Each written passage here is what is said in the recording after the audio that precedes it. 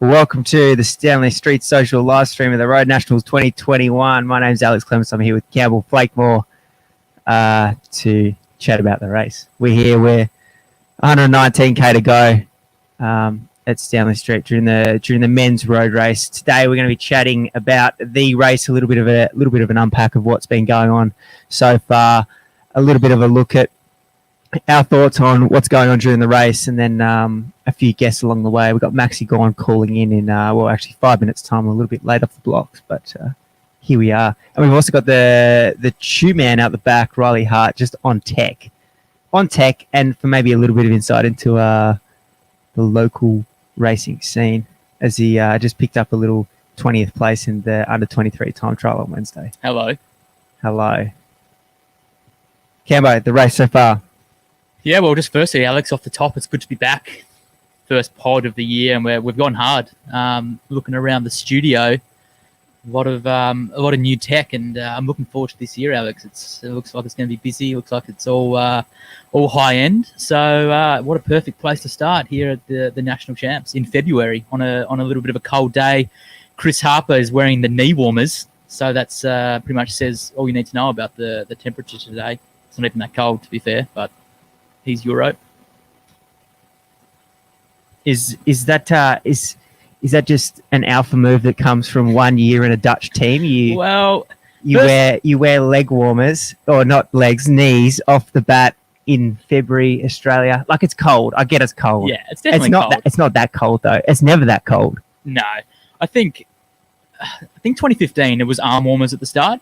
But wearing knee warmers from the start, it has to be under 10 degrees, and I don't know what the temperature is out there, but it's probably 17 or 18. Yeah. So, interesting move from Harper. He's looking good in the main group there, so he's going to be someone to look towards the end of the day. But for the moment, the break's at almost 3 minutes, so that needs to come back before he plays any major role in this finale.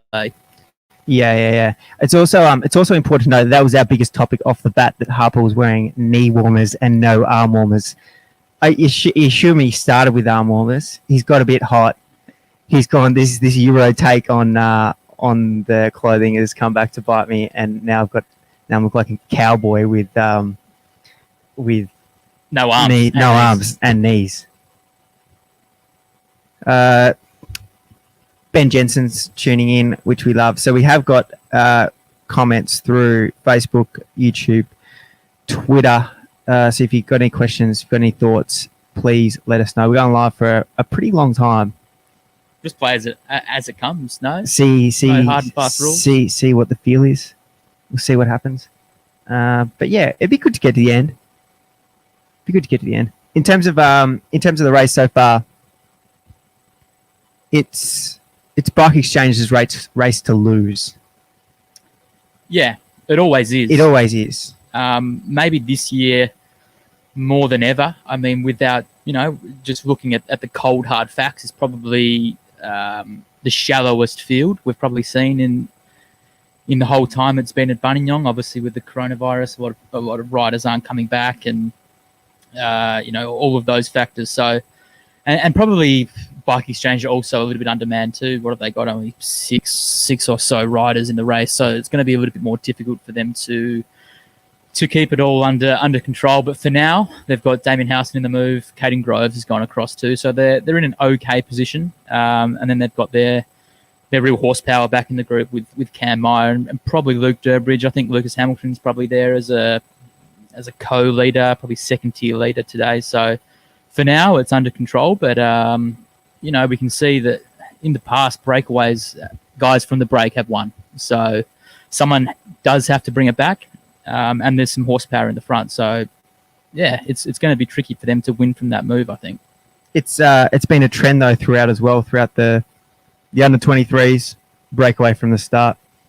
The women's race, breakaway from the start. A couple under-19 events, breakaway from the start. So, yeah, I mean, as soon as Simon Gerrans left Bike Exchange, they kind of had to change their tactic here. When you've got Simon Gerrans, you can control the race and just know that he's going to go over the top of the mountain with 3 or 4 guys and torch them in the finish. But with no Simon Gerrans, no out-and-out leader, they've got to be a little bit more creative, and they have won in the past. Alex Edmondson, Luke Durbridge from moves, and last year Cam Meyer as well. So it can be done, but it's a little bit more of a trickier way to do it than just having an out-and-out clear-cut leader. And it's a day of ratios for Bike Exchange.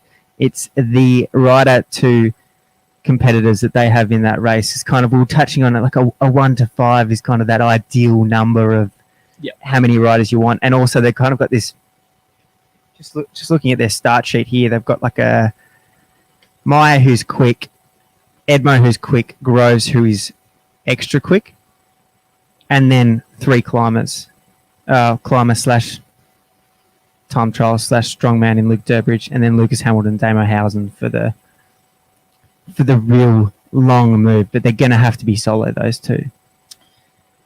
Yeah, I don't think Lucas is in a good a nick as what he was last year, from all reports. Cam Meyer's always flying at this time of year, so I can guarantee he'll be going hard in the last couple of laps. But I think with Damien Housen there, he's probably their best bet. I'm not sure about Groves getting over this climb several times. I know he had a good ride in Adelaide over Wollonga, but I just think the repetitive nature of Buninyong, it catches up with people, and those last couple laps, it's mighty difficult. I like Groves. I'm on him big time. style. I think he was good at TDU. He's probably not. He hasn't got super punch, but the way he ran around that crit on Friday night, it was class performance. Yeah, thanks to El Durbridge. Thanks to El Durbridge. And I think that's the situation he wants to be in, and he's kind of made that happen here. Just quietly, Alex Edmondson's got across with Wilson. Which is another card they've got to play. Yeah, I think now they're probably at that ratio that you were talking, the 1 to 5, so they've got 3 in the group. So I think that's a nice little move for them now. With Alex Edmondson there, he's kind of that hybrid between the two of Housen and Groves. He's won here before, so the distance, the climbing's not a problem for him. So I think having Edmondson in that group, it really strengthens their position at the moment. But it also throws the dynamic that we're just about to see right now with there's too many guys there. Yeah, too many passengers. When you get more than 6 or 7 guys, that's when it becomes easy to hide a little bit, miss a turn, pretend that you're going to the car for something that you don't need. It's pretty easy to hide, and especially with some of these smaller teams, smaller riders on paper, there's literally no reason for them to contribute to the move. And at the moment, Alex, we see Steele Von Hoff coming through the start-finish for the second time. So obviously they're not too happy with Kello Brien being the only rider in the move. Obviously, we know Luke Plapp is flying at the moment. Yeah. But yeah, it's interesting that they're taking the responsibility. Yep. We are crossing the Pat Lane to the DS for Inform later on today, so it'll be interesting to get his take. We've got Maxi Gorn coming in first, and then the Lanterne Rouge later on today. A big program. We've got a few hours to fill. Greg Thorne has just come in, heavy flex from Harper, referencing our discussion before. Big flex. Also tonight, he's coming in. Greg's coming in from the USA, an international listener. We love that. H. Dennis. Is that the H. Dennis? Has to be. Is coming in with a pick for the day. Do you want to just, do we want to do that yet? Yeah, well, now's probably a good time, because if you start making your picks with 10K to go, it's not really a wizardry move, is it? Talk to me.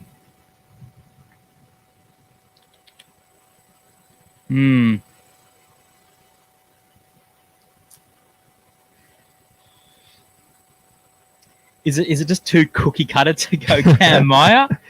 No, it's not. I'm not going Cam Meyer.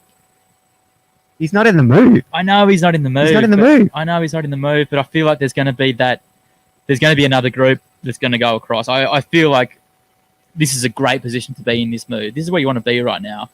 But with Steele Von Hoff ripping it on the front, maybe there's something brewing. If they can get a strong group that wants to go across, I mean, Luke Plapp's going to have to do something if Steele's doing all this work. So I think maybe the big boys from Bike Exchange will probably be following the next sort of moves to go across, and expect Durbridge to be there too. I think I think either Groves or Housand from this move. Yeah. From this move. Yeah. I think Damo's in super nick. Damo missed out big style because he hit the deck so hard at TDU. Like he was. I met Damo one night and he was plastered from toe all the way up to his hip in bandages. He was filthy. So do you think he's recovered enough to feature here in this finale? I think he's recovered enough, and I think Damo is going to be good here. I think he's going to be good. I don't think Steele or whoever is left in the bunch is going to have enough horsepower to bring it back. For mine. You got a little prediction out the back there, Chew Man?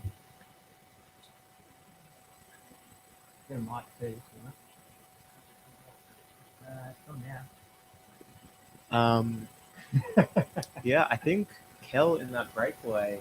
I think if that move can stay away and some of the hitters are crossing from the peloton, if he can hitch a ride and not have to work too hard on those couple of hard times up the climb, I think it'd be interesting to see how far he can go.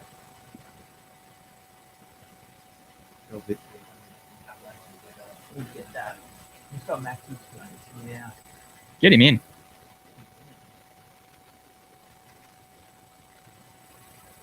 Can't see him, but he's slowly coming in.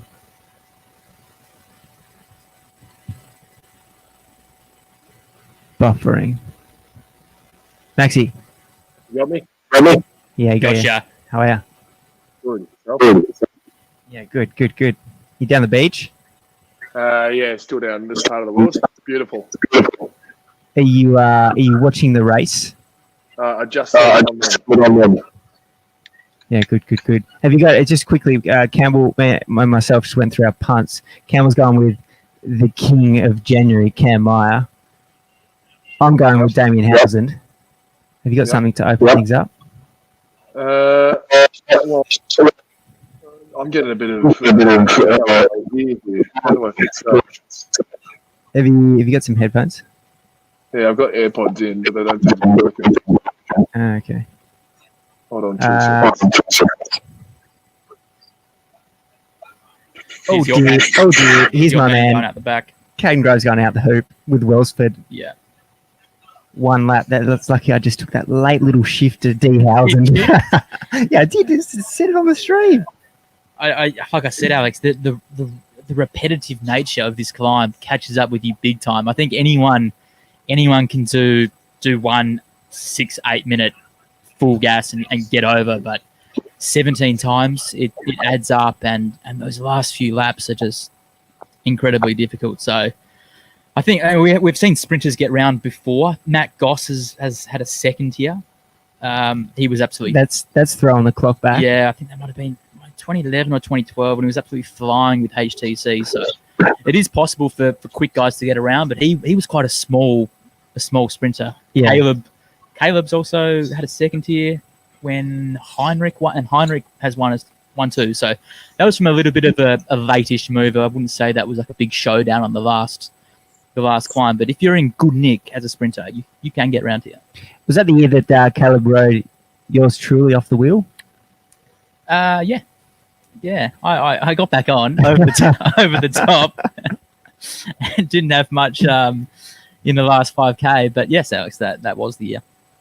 Hey, how you going there, Maxi, with that audio?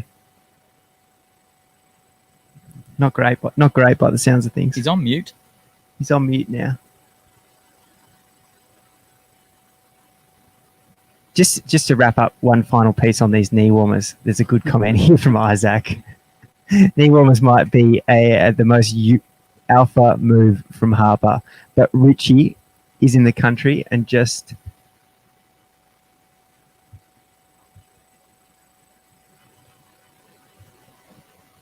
opted out for racing road nats instead for opting to do a bulk Tassie loops instead.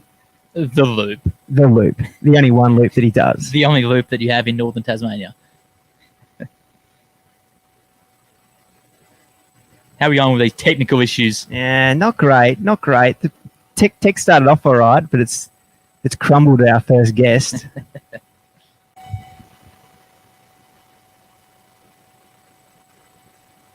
Max is gone. Max is gone. Let's we'll do one more question from Greg here. Thoughts on Mr. January, Mark O'Brien continuing the worst retirement and getting his 700th top 10 at Road Nats. He's always there. He is always there. He's always there. And I think he will be a good man for Plapp at some point today. I think we'll see those two collab with something. And yeah, he is Mr. January. If you thought Cam Meyer was Mr. January, this guy, Mark O'Brien, always there or thereabouts. So I don't know how he does it. He works full time. He rides 25 hours a week too. So yeah, retirement not going so good for him. Yep. And Maxi's back now. We'll just touch on Adam Phelan's comment here. State of the art production, 10 out of 10 initially, and then he's taken that comment back 12 minutes later. Maxi. I'm good. Yeah, we got you. Loud and clear. Can you hear us? You're getting your own feedback. Yes. That's hideous. How do I fix that? Any ideas, Riley? We haven't got anything for you, sorry. We could... No. I didn't hear myself then. You're clearer. You're much clearer now. Oh, that's good. Maybe it's just copper. How's the condition at the moment?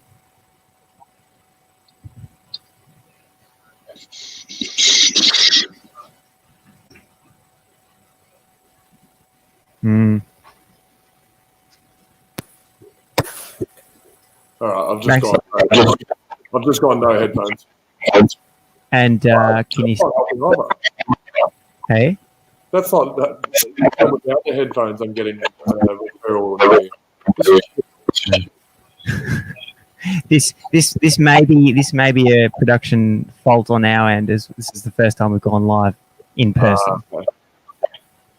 Okay. Let's hold the phone for now. I'll do some research and get back to you.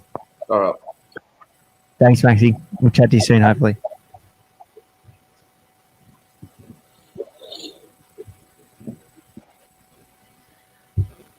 Might give that one a miss for now. You'll get some bad volume on both ends. Let's talk about Kello Brien. We were touching on this before. He was in the first move. He was in the first move with Damo. It was a bit of a Damo v Kel show, and the question mark around Kello Brien is, can he get around the full course? He's heading into Tokyo. Tokyo's not far away. He hasn't been doing road miles. No, I mean, looking at his time trial result, he's obviously in good nick, but it's one thing to be able to go hard for 50 minutes. It's another thing to be good after 4 hours. And I think with Steele Von Hoff driving it on the front the last couple of laps, does that mean that they're not super happy with Kel being the only rider out there in the front, having to... Because I think Damien Houston's probably the guy you're going to have to drop out there. Yeah. If it comes to a sprint, you think Kel would be one of the fastest guys that will be left. I think Groves and Wilson might have come back on, but if they're getting dropped now, I don't think they're going to be there in 100 Ks. So I'm not sure. I think with informed riding in the back, I don't think they're at all confident with Kel being out there. So to answer your question, I don't think he's going to be able to get around. Yeah. And it's a dangerous thing to say about someone who is as strong as Kel. Yeah, we saw the way he rode, and that crit, he just rode the front. He's brought back everything. Yeah. And I guess the big point here is that Edmo is in the group now. That's semi. He's not Caden, but he's not Damo. He's quick. You will back Edmo in v Kello Brien for mine. Yeah, absolutely. Maybe even in a sprint too. At the end, if they were to come to the line together after 180k, I think I'd still take Edmo. Yeah, that's what I'm talking about. If it comes down to a bunchy. Yeah. Whereas if it comes down to a bunchy with Damo, I don't know if I have quite the confidence. You've got a little. You were on site actually yesterday, Alex, at Buninyong, and you were doing your thing. You were getting around. You were talking to the people, doing what you do, getting info, put your tentacles out. Is there a question for me coming? Yeah, you heard some mail that Edmo wasn't in top nick. We always have these whispers at nationals. He's fine. No, he's creeping. From an undisclosed source, I think that he might not be in top nick. Also, Edmo is that guy that does so much. He does work over summer. He doesn't roll into road nationals going, see how this goes. He does work. So I guess there's a reference point of how hot he is, but it's pretty impressive so far. Yeah. Just something else to note, with this being in February, we're about a month closer to April. Yeah. And I think Alex, he was he won under 23 Flanders. You were there with him when he won that race, and he was kind of signed as a classics kind of specialist, I guess. And we haven't quite seen that full potential. So hopefully it's a big summer. He's building, and then hopefully we do see those races in April. They don't get cancelled. Yeah. Read the virus. But I'm looking forward to seeing him get a real good run at it, because he's had a bit of a bad run the last couple of years with injury, etc. Yeah. I think that changes for a lot of them. Like, they're going back next week. Yeah. They're not going back in a month's time. Makes a big difference in month's work. Do we want to just go through a few of our other favourites, a few of the other riders that you've highlighted? I think so. Mind that. You kick us off. I might just do one little tech change and see if we can get Maxi back in. So I'm just going to be having a monologue amongst myself. Just for a couple of minutes. Talk to yourself. Okay, well, yeah, we've got a few names listed here. Obviously, we've got all the Bike Exchange boys that are all super riders in their own right that can probably win given the right circumstances. Like I said, probably Cam Myers, my favourite at the moment. Durbridge has won here before. Lucas Hamilton was absolutely flying last year. And then some of the other guys, some of the other World Tour riders, Chris Harper, who we've talked about off the top with his knee warmers, obviously in good nick. He's starting with knee warmers from the start. James Whelan from EF, he's a super climber. He's someone that can probably be there in the last few laps, I think, Alex, given, if it does come to that kind of finale. Ben Dybel, who was on the World Tour last year, shocking year to have a 1-year contract. He's back. He's on the Asian scene this year with Team Yukio, teammates with another rider who we got here, Nathan Earl, who always good around this time of year. A top 10 is pretty much a guarantee for Nathan Earl at Buninyong. Loves a race of attrition, loves just chipping away all day and always runs a top 10. Just on that one, a little bit of circuit mail from you yesterday. I knew you would have been around the mark yesterday. Andrew Christie Johnson, his old team boss, had Earl flagged as he's in hot nick. Is he? I will add hot nick. I'll add to that his training partner down in Hobart, Scotty Bowden, Rio Olympian. He's heading to France this year with the French amateur team, riding in the TIS kit today. He's also in good nick. He originally wasn't going to do it, but he thought, you know what, if I'm flying, I don't want to be on the couch at home watching the race on TV and seeing guys that I can probably torch. So that says a lot for him to come over and pin the numbers on. So I think Scotty Bowden's another one that, if it does get a little bit spicy in the last lap or two, expect him to be there following the guys of Cam Meyer and Harper. On that Yukio squad of Curly, Dybel, and Nerl, is it surprising that there's not one of them in this little mixer? You'd think so. You think 15 guys up the road, or however many there are, you'd want one of those three, but maybe they all have their own ambition, they're all doing their own thing. So, yeah, I guess they're just going to gamble on it coming back. Sometimes when you're small, whether an individual or a small team, you've just got to gamble that it comes back and hope that you can follow, because there's really no point them burning themselves now. Look at Steele go. I know he's doing this is his third lap on the front. This is hot too. This is not. He's not chipping away at the gap though, Alex. The gap's actually gone out now to 3 minutes and 9 seconds. So probably needs a chop out from someone, but I don't think he's going to get it. Oliver's there, just sitting in the wheels. I'm not sure what they're doing. Well. Oliver's missed the move yesterday. They were chopping turns on the front all day for the under 20 trays. For the 23s, they were doing work, never brought it back. The move was gone. The girls never came. The team boss is not going to be overly stoked. They missed it again. I mean, these are the move. As these smaller NRS teams, you have to be in the move. Minimum one rider. You have to be there. Bridge Lane, Alex. Let's talk about them because they've got a few riders in the move. They got Alistair, Christy Johnson, and Riley Field there. Do you see them being able to follow Howson? No. That team needed to be in the move. Everyone in the move. Get them all in there. Get them all in there. Like they had to be in the move. That was the place. I think if you've got two guys in the move and you get to the end of the race, yeah, go wild. But I don't think you'd be relying on them following some of these older guys that are in super nick. Mm-hmm. Might just try and get Max in again. He's back on the line. Have you guys sorted it out? I'll let you know in about 3 seconds. If you can please drop the quality of this line too in the chat, that'd be good as well to hear how it is at home. Maxi. Have we sorted it? Don't know. Can you hear us all right?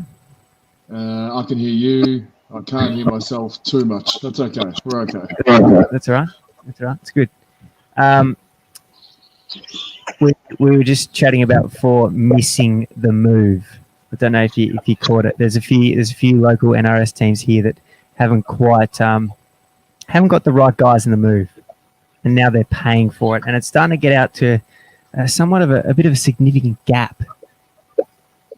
Yeah, it's looking pretty hot.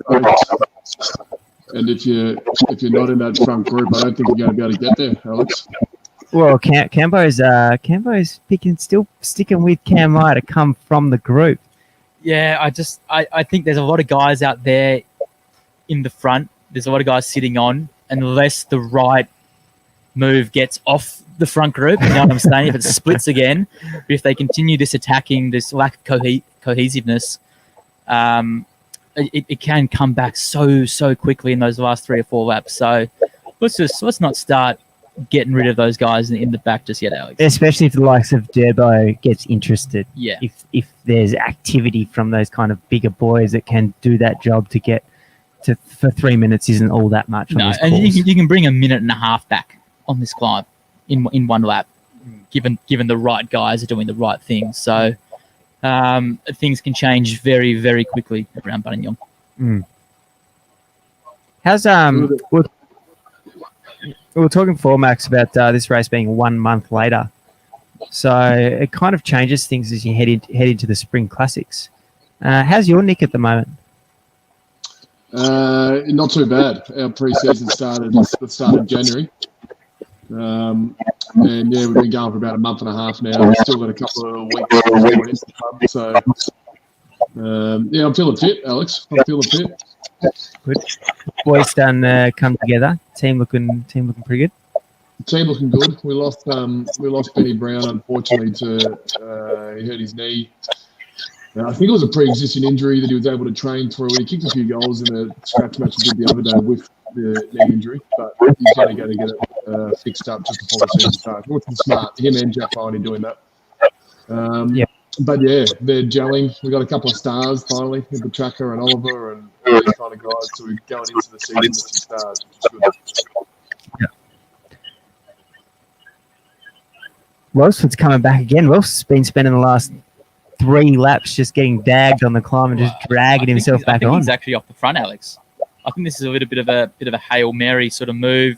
He's in all sorts of trouble. He's just going to try and get off the front and get up the road instead of just the sandbagging on the climb, which you can't really do in a group of 15 anyway. So This is kind of everything on the line here for Sammy Welsford. He's looking pretty big. Got a big sleeve on his right arm now, which I hadn't seen till just now. So he means business going into Tokyo. So yeah, these sort of road miles are just topping up that tank. Something you don't see a lot in cycling, tats. Well, Brad Wiggins had a big sleeve towards the back end of his career, but I don't know. There's not a whole lot of personalities that really suit a big sleeve tattoo. Meanwhile, in football they run rife. Yeah, well, if your name's D Martin. You have to have tattoos to fit in. So before we lost you, Max, we were kind of just going through our favourites. Have you highlighted anyone on this start list or anything of that nature about who's gonna get the win today? Well, I just slightly go away from the favourites is what I like to do. We do like that. Anything in the team bike exchange, I'd say, are the favourites. So if you go away from that, the names, Chrissy Harper, you guys have on. James Whelan, are they both out there? They're both riding? Yes, yep, they're both out there. Yeah, they're the two I'm thinking. So guys from pro teams who are down here probably have a fair bit to show, I think. So I like James Whelan. I reckon he's a really good rider. But that's outside of the bike exchange boys. Have you got a really, really left field one for us? I think in the Welsh or one of the Grand Tours, you went for Moschetti for a bunch kick. So we're looking at something of that nature on the tips front. Okay. Well, I don't mind the Nero Continental team. Campbell, Ivan Bennett seems to be my boy from there. I don't know where he's sitting currently. Campbell, do you know where he is? Did we see him in the move? I'm pretty sure Bennett's in the move. I'm pretty sure he's in the move. Well, that's my left field one. That's the one I was looking at this morning that I could potentially run at the left field. I like it. I like it a lot. I'm sure the Nero Continental Racing's pretty happy with that little punt as well. Just another kind of left field one, not as wild, but we saw Tim Rowe getting quite active earlier, Alex, when it looked like the race was going to completely blow to shreds. Luke Durbridge was following the moves. There's obviously been a bit of talk amongst the camp that Rowe's in good form. We saw that at Tour Down Under. It's not 2010 anymore either. But as Keno pointed out. Yeah, but he's looking good and someone who can go with the moves of Meyer and Hamilton in the last couple of laps. Oh, he ran second to Luke Plapp on the stage that he won at pre-Wollonga. And did salute for second. That's how I remember it. Yep. Here he is. Here he goes. Mark O'Brien and Lucas Hamilton. This is what I'm talking about, Alex. This sort of move here, if these sort of riders can get together and get across, then you think the race is probably done. If a group like this gets across, we've already had 40 seconds wiped away from the breakaway lead, and that was just through a bit of tempo riding on the front. So it can change quickly. And look at this, Mark O'Brien. He must be doing his 15th nationals, and he's still absolutely flying. So this is a little bit of a dangerous move starting to go here, Alex. Even Harper's getting a little bit interested, so that says it all. Still got the knees on. Still got the knees on. Hot. What do you reckon about wearing knee warmers? What do you reckon about Harper's currently wearing knees? Obviously, he started with arms, but he's dropped them. Maxi? It's not. I mean, I wear a long sleeve at training, purely for the reason that you train in conditions that make you a little bit hotter, and you're sweating more, and you're able to drop more fat and make it harder for you at training. So when it comes to game day, you're feeling better. So I'd say the knee warmers are more of a training thing rather than just a little confirmation here. A good stat, and thank you very much for putting this in the chat. Andy Matthews says Ivan Bennett is in the move. That's good. I thought I saw that in your Sorkin notes earlier. And it's also splitting to pieces here, like Cambo touched on before. That little group that's gone off the front.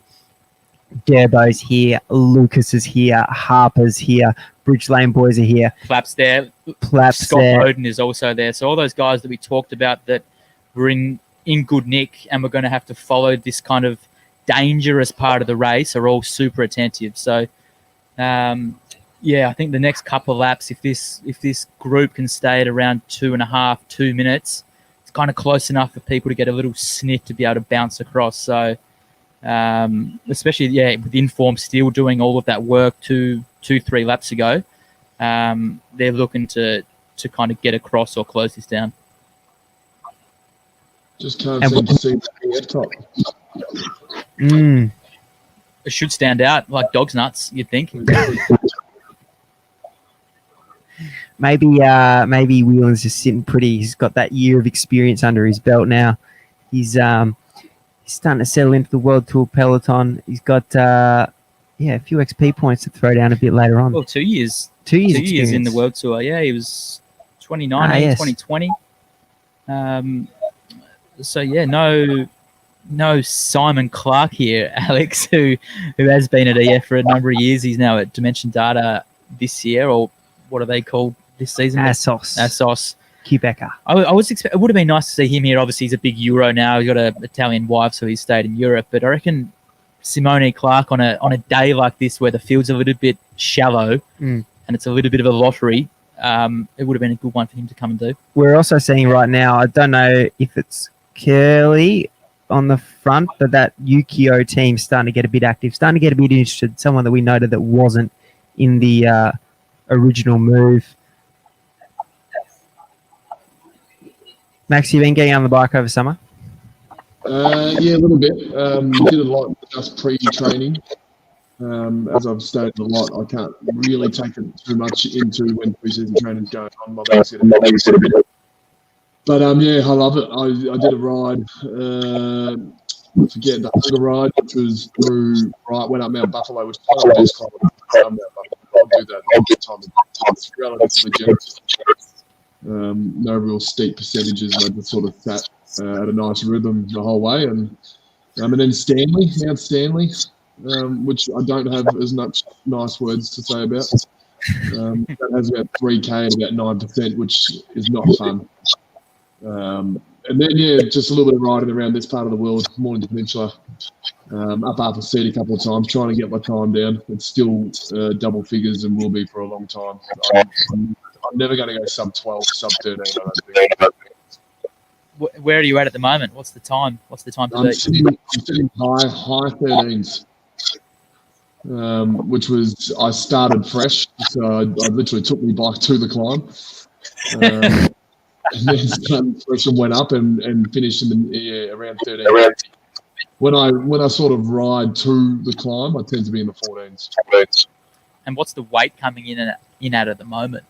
About 108. You have to be sub one over 105. There's just no let up. I mean, I'm pushing 400 watts the whole way up. What do you reckon Welsford's clocking in at, kilo-wise, just for a size reference? You'd have to be north of 82, 83, wouldn't he? He's a massive boy. Have we spoken about our boy Filippo Igana? His little victory he picked up last night. It was a strong victory. It was a Ghana performance.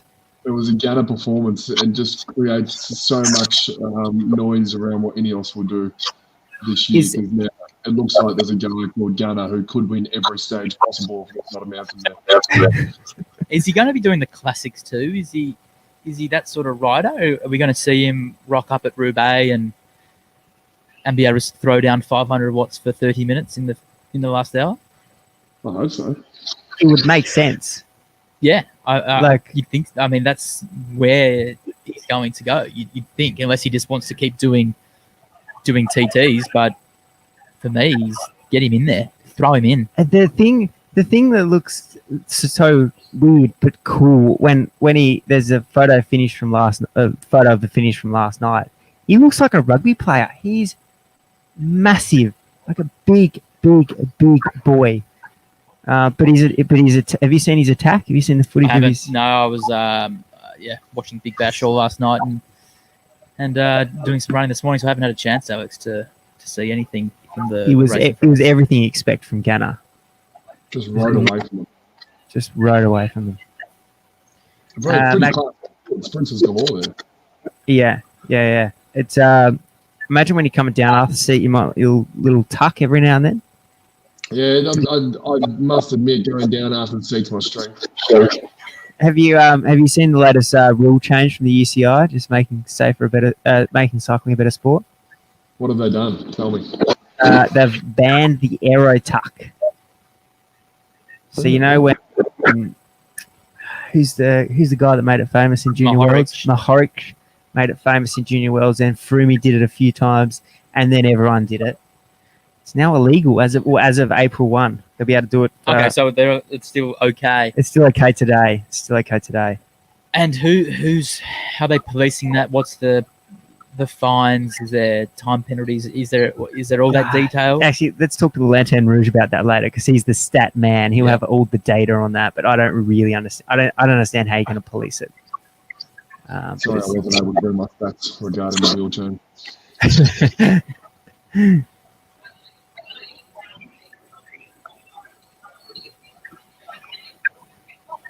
I'm just reading Isaac's comment here. Someone did some Strava diving on his file from last night. Is this you, Maxi? 12 minutes and 27 seconds? No, this is Garner's attack. Oh, this is Garner's attack. Yes. Oh, yeah, because it's 488 watts. I did an average 509 in the 12-minute period. No. So he's done. This is Garner last night. He's done 488 for 12 minutes and 27 seconds. And then within that, he's done 6 minutes and 47 seconds at 509 watts. Some data. Some big data. Early season data too, Alex. Even better. Geez, you're almost trying to hide your Strava, wouldn't you? You don't want people seeing those numbers.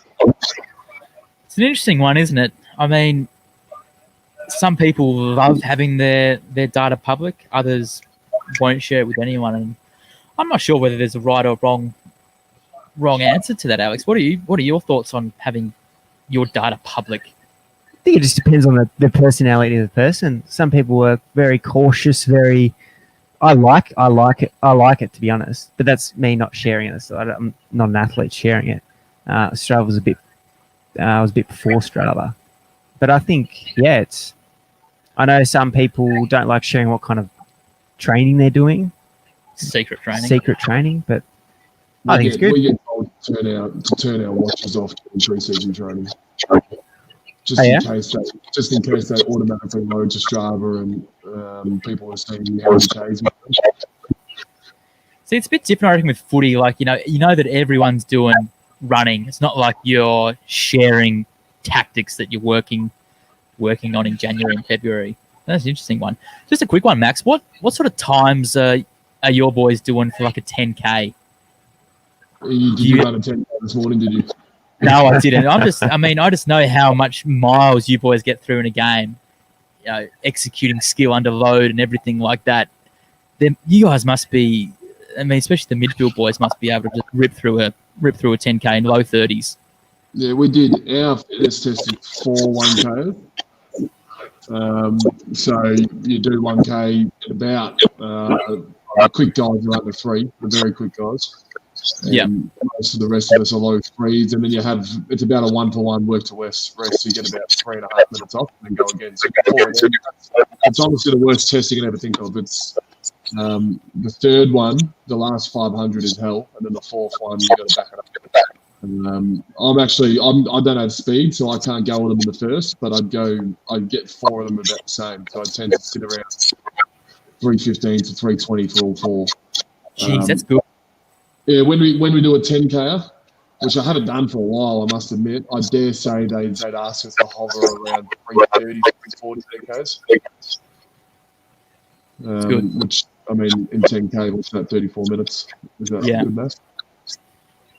Yeah, 3:30 works out to be 35 minutes. So anything that you're holding sub 4 minute pace for a distance is fine.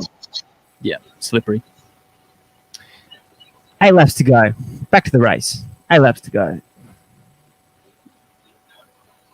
We're starting to get these little kind of panic attacks off the front of the bunch,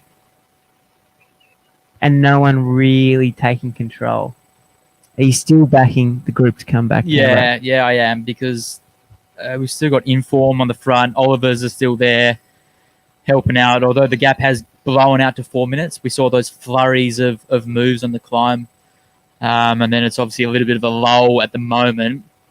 But I think we saw on the last 5 how quickly it can come back on this climb. So I still think the guys in the peloton are fine. And like you said, Alex, there's a few little panic attacks now, guys that probably know they're not going to be able to go in the last 2 or 3 laps, trying to get a little bit of an advantage now. Probably not going to get across in ones or twos, but they might be able to salvage a result and get their face on TV for a couple of minutes. So that's probably what we're seeing now. It'll be interesting to see what get like a bit of time on the group to see what the organisation's like. 3 bike exchange boys in there. Obviously, they're all probably not going to be working. That's what we talked about. It's quite a big group. The cohesiveness is going to be quite low, but I think we'll see them start to attack with maybe 1 or 2 more laps, and then we'll see the likes of Howson and Edmondson start to really shake things up in the front. Maxie, who's in there for bike exchange? Who's in the break? They've got Damo Howsand, Alex Edmondson, and Caden Groves. Okay. Caden has already shown a little bit of vulnerability, just getting distance on one of the climbs. Edmo bounced across pretty comfortably, and Damo's the strongest climber in the group. Okay. The one that I'm really interested in is Kello Brien. I know we've talked about it before. I'm keen to get Pat's take their DS a little bit later on, because we've also got Brendan Johnson and Sam Welsford up the road on the breakaway. I don't think Welsford's. I don't think Welsford's getting too around. much. Yeah, I think he's just hanging in the wheels. I like his bike. Yeah.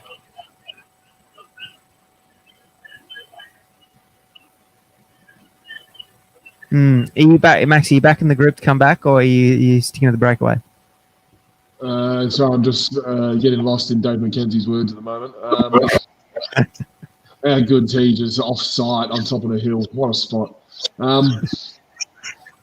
No, I'm back in the group just because I haven't heard too much about these 2 boys at the front. And then I don't know what the gap is these guys have on the other group. Do we know that? I'd say it's between 30 seconds and a minute. Yeah. But I'm a Damo Howson fan. If they do stay out, I'd really like to see Damo. Yeah. I'd really like to see Damo. He's a proper team man. He always puts the team before himself.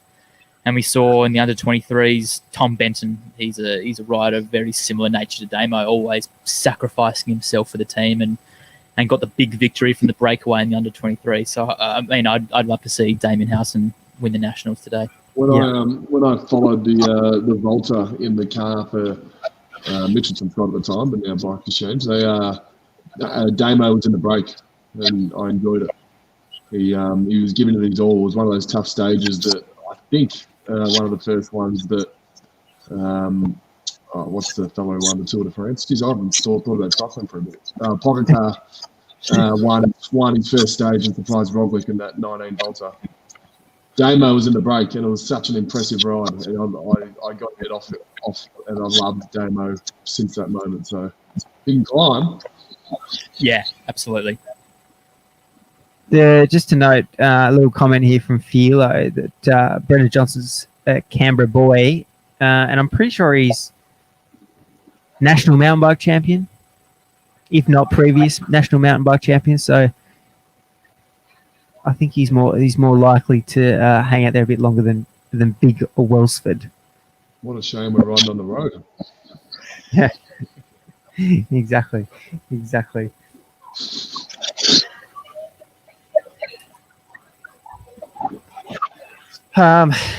So yeah. What else? What have we got coming up? What's our next big race? Racing wise, well, I guess that's the big question: is do the Spring Classics go ahead? So that's still up in the air. They're pending confirmation. I think they're all pretending that they're going on, but it's not getting any better anytime soon. So it'll be interesting. We saw that big block of Spanish races pushed back. I guess one promising sign is that riders are going back. whether that's their choice or not, but they're going back. So a lot of the Aussie guys are flying out this week. Guys will be back in the Eurozone, and there's also the UAE tour is next. So the UAE's got 2 chartered flights coming out of Malpensa in Milan, and I think out of the UK, and those 2 chartered flights with a. Did you hear that? So Caden Groves I think he's doing UAE. Yeah.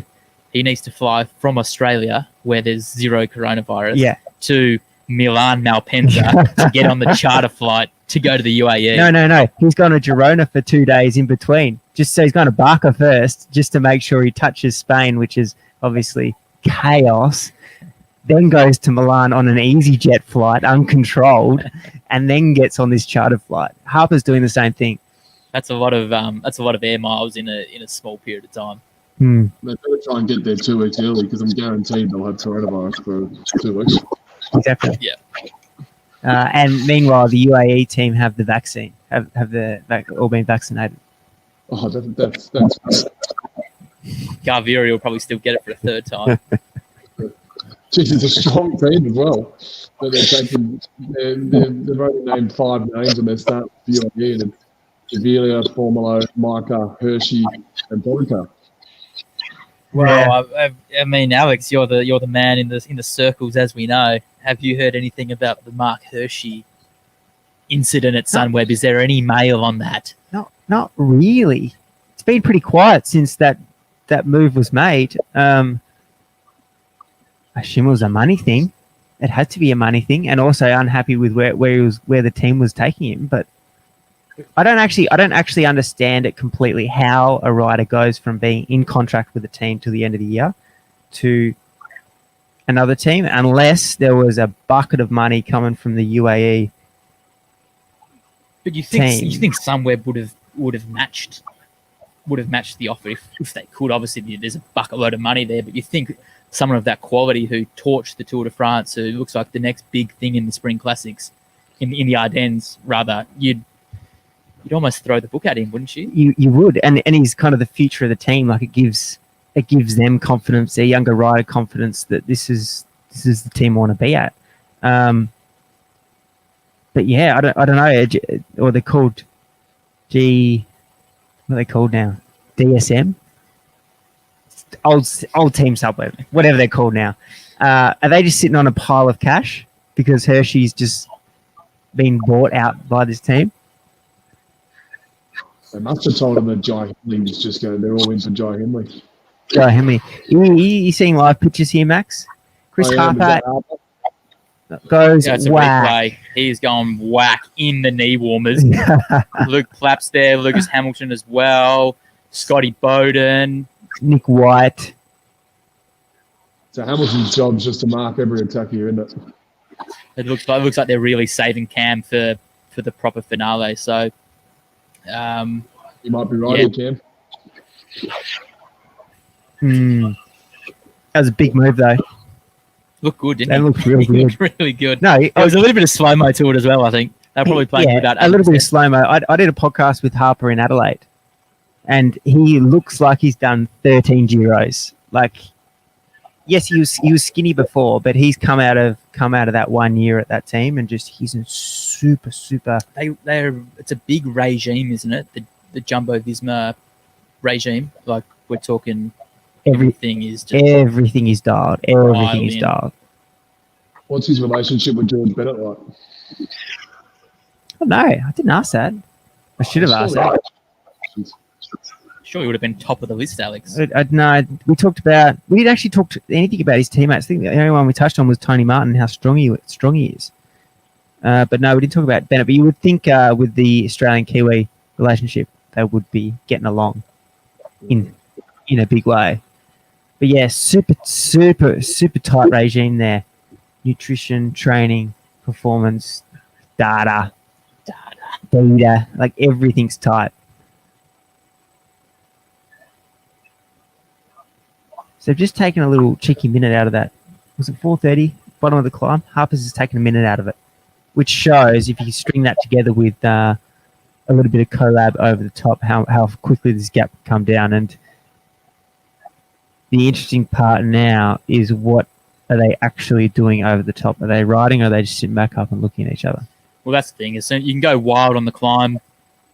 People are going to really struggle to hang in the wheels, but once you get to the top, everyone's still there. Unless you do have a gap, there's really no point pushing on, Alex. So I think maybe guys like Harper are just going to maybe do that for a couple of laps now on the climb, just really soften the guys up, and then on the third or the fourth time they do it, really make the difference and try and get the gap. And if they can drag, I mean, we kind of see who the favourites are now. We've kind of seen the last 2 times up there. It's got a little bit spicy. Harper, Scotty Bowden, Luke Plapp, Lucas Hamilton is there kind of doing the police role. So, the big names are kind of rising to the top already with over 80 Ks to go.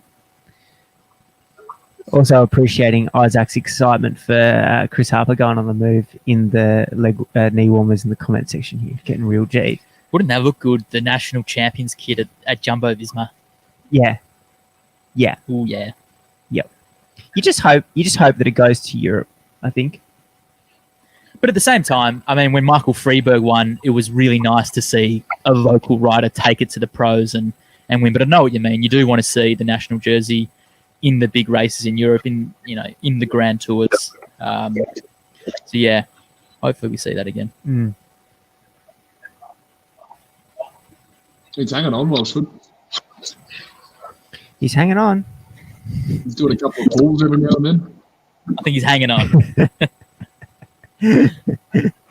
Yeah, it's just so much body to climb over. Are they doing 16 laps? 17, 18, whatever, around that mark. A lot of laps. They're doing heaps of laps. Just repetitive time, just dragging your body up. At least he's going on the hunt, so if someone does come across, there's still an opportunity. I don't know. Did you catch the crit on Friday, Max? I did not. So it was pretty much Welsford's the quickest guy in the bunch. Yes. But he only had one teammate in Alex Porter who ripped turns for him for maybe the first half an hour. And obviously, after a while, that starts to get gets a bit tricky, especially when you've got Durbo, Edmo, Lucas, Groves just going wild.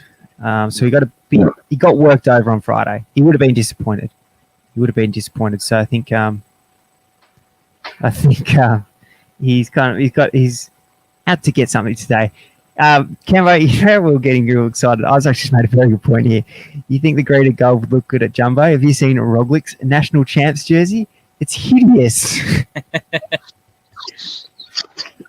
I don't know. Maybe they might be able to, throw a yellow kit, throw in a little bit of something there. I don't know. I think it'd just be cool to see it there with Harper in a big team. In saying that, I think it would look pretty cool at EF as well, throwing the pink in there. The yellow and green would work with Jumbo. But I feel like the Slovenian colours potentially doesn't work with Jumbo.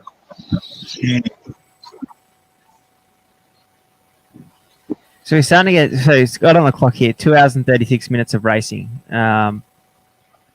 That's about 2 hours and 32 minutes over what Welsford's usually doing on the track. So that's going to be the big player for him. Besides the fact that he's a 4K sprinter, that's a lot of time in the legs, which is the question around Kel.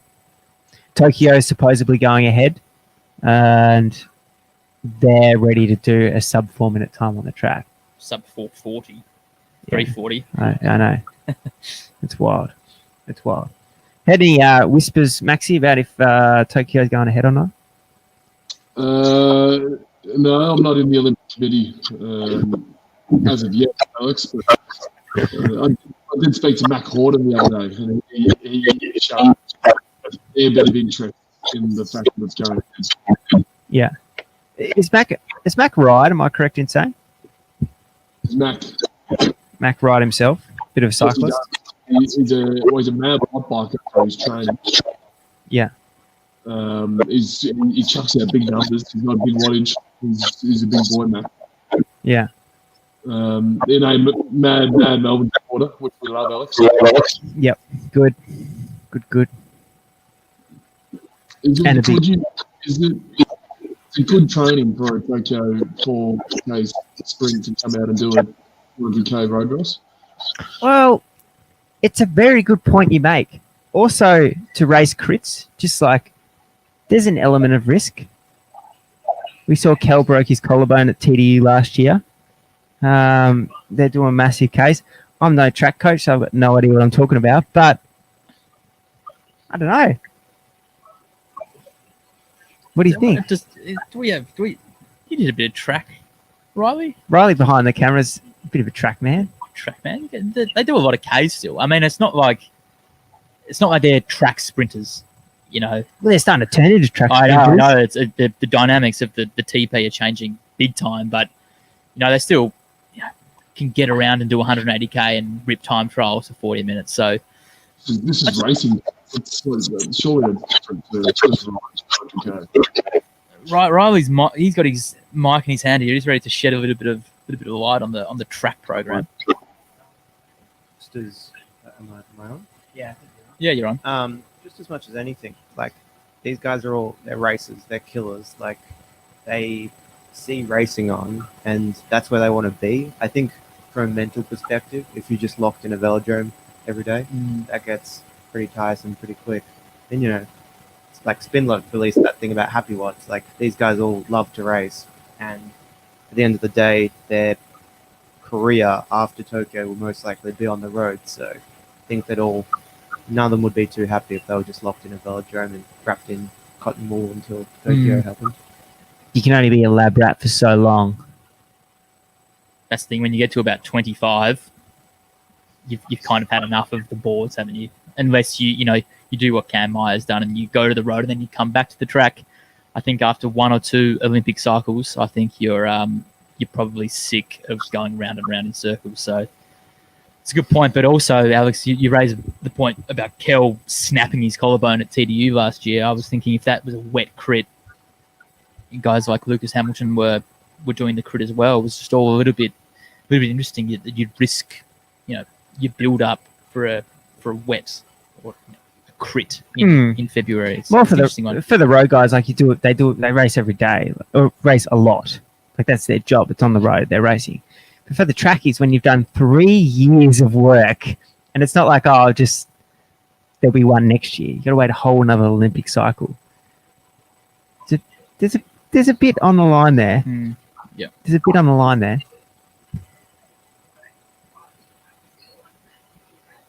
And that gap is consistently moving back now. It looks like there's a little bit of organisation in the move. They're starting to claw that back, because last time when they went over the top and we took a bit of time out of the move, it flew back out when they headed over the top and all kind of started to flounder. So what you got to remember is that 252 is to the Welsford group, so it's only 146 to the main breakaway group. So now it's getting to that gap where you can bounce across. You can bounce across to that in a lap. So it's starting to get to the point now where if Harper or Luke Plapp really want to go for it, they can probably get across to the group. So that's the move that you have to be following, Alex.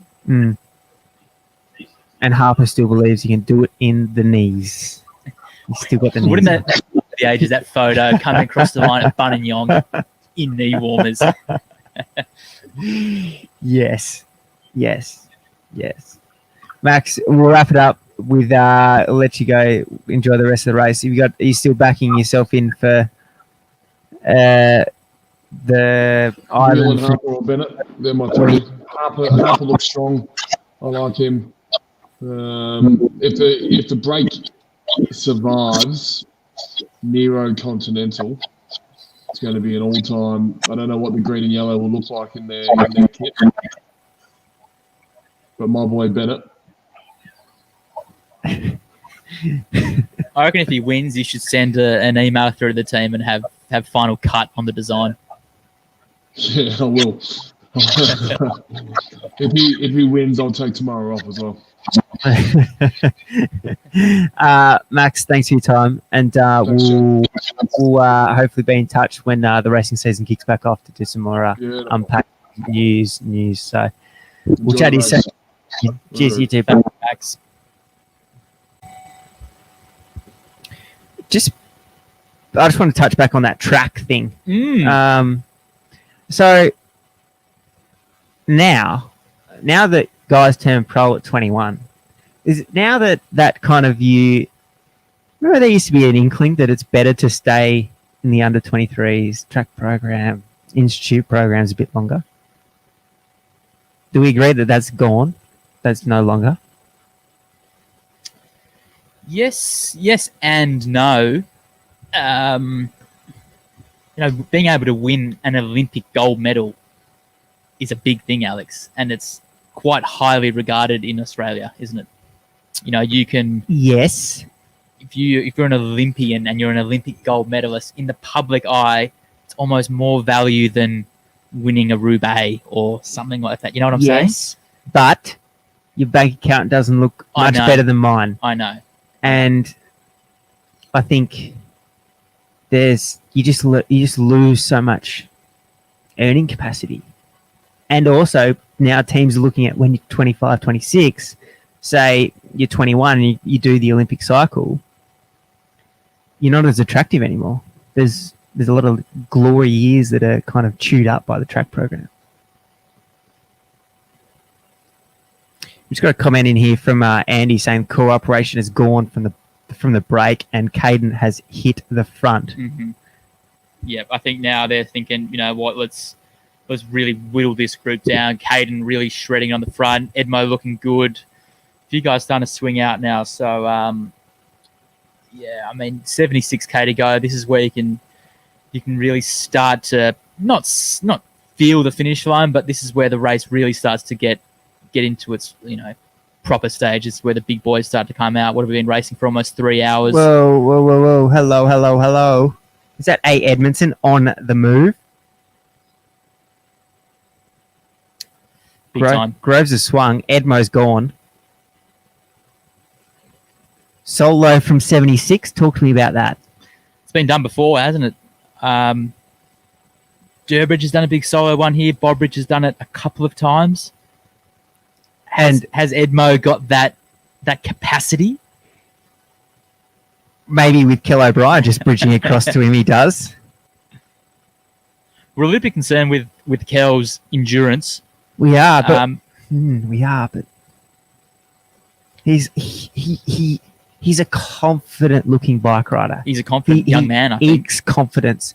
He looks, I was saying this before, he looks like he should be on Dakota Quickstep. Like he's just got presence. Everything's looking crisp as strong. He looks in super nick. He's got like the specialized bike and all the equipment's looking good.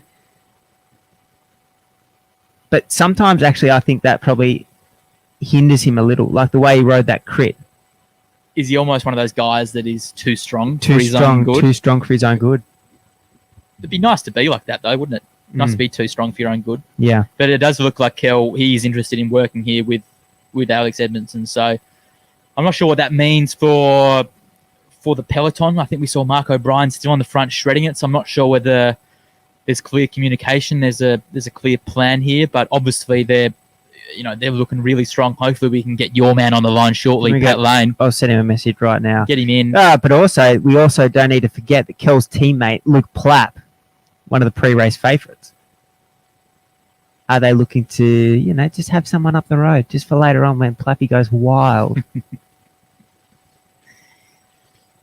I mean, Luke, he's the big question mark today, isn't he, Alex? I mean, we saw how good he was in Adelaide last week or the week before. Comes out and puts best part of a minute into Luke Durbridge in the time trial.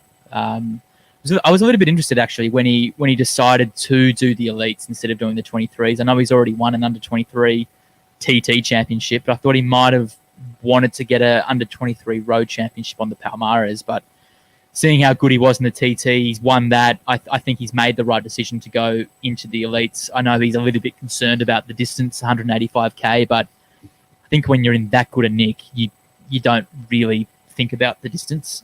It's not like we're doing 260, 250ks, 185. It's under 4.5 hours. I don't think the distance is going to be as much of a concern as maybe what he thinks and other people think it might be for him. Yeah. It's that consistency of effort too.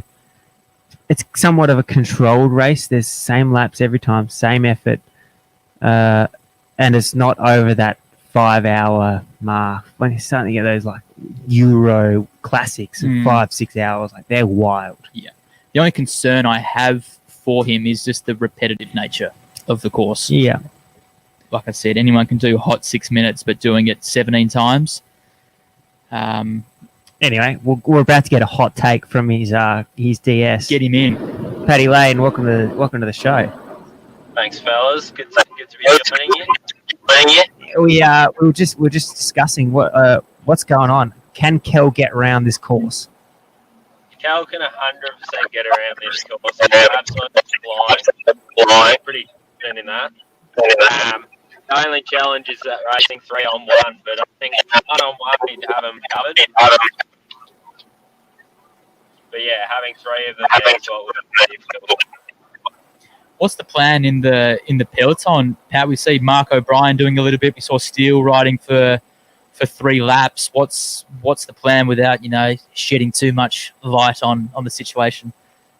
Blow your tactics. I'm happy to put it out to the world because it's a bit of an obvious one for us. With a 3-on-1 in front, we just wanted to have a bit of pressure from behind. So the bike exchange guys have to keep riding a little bit. And hopefully that keeps Lucas Plapp nice and close in race as well.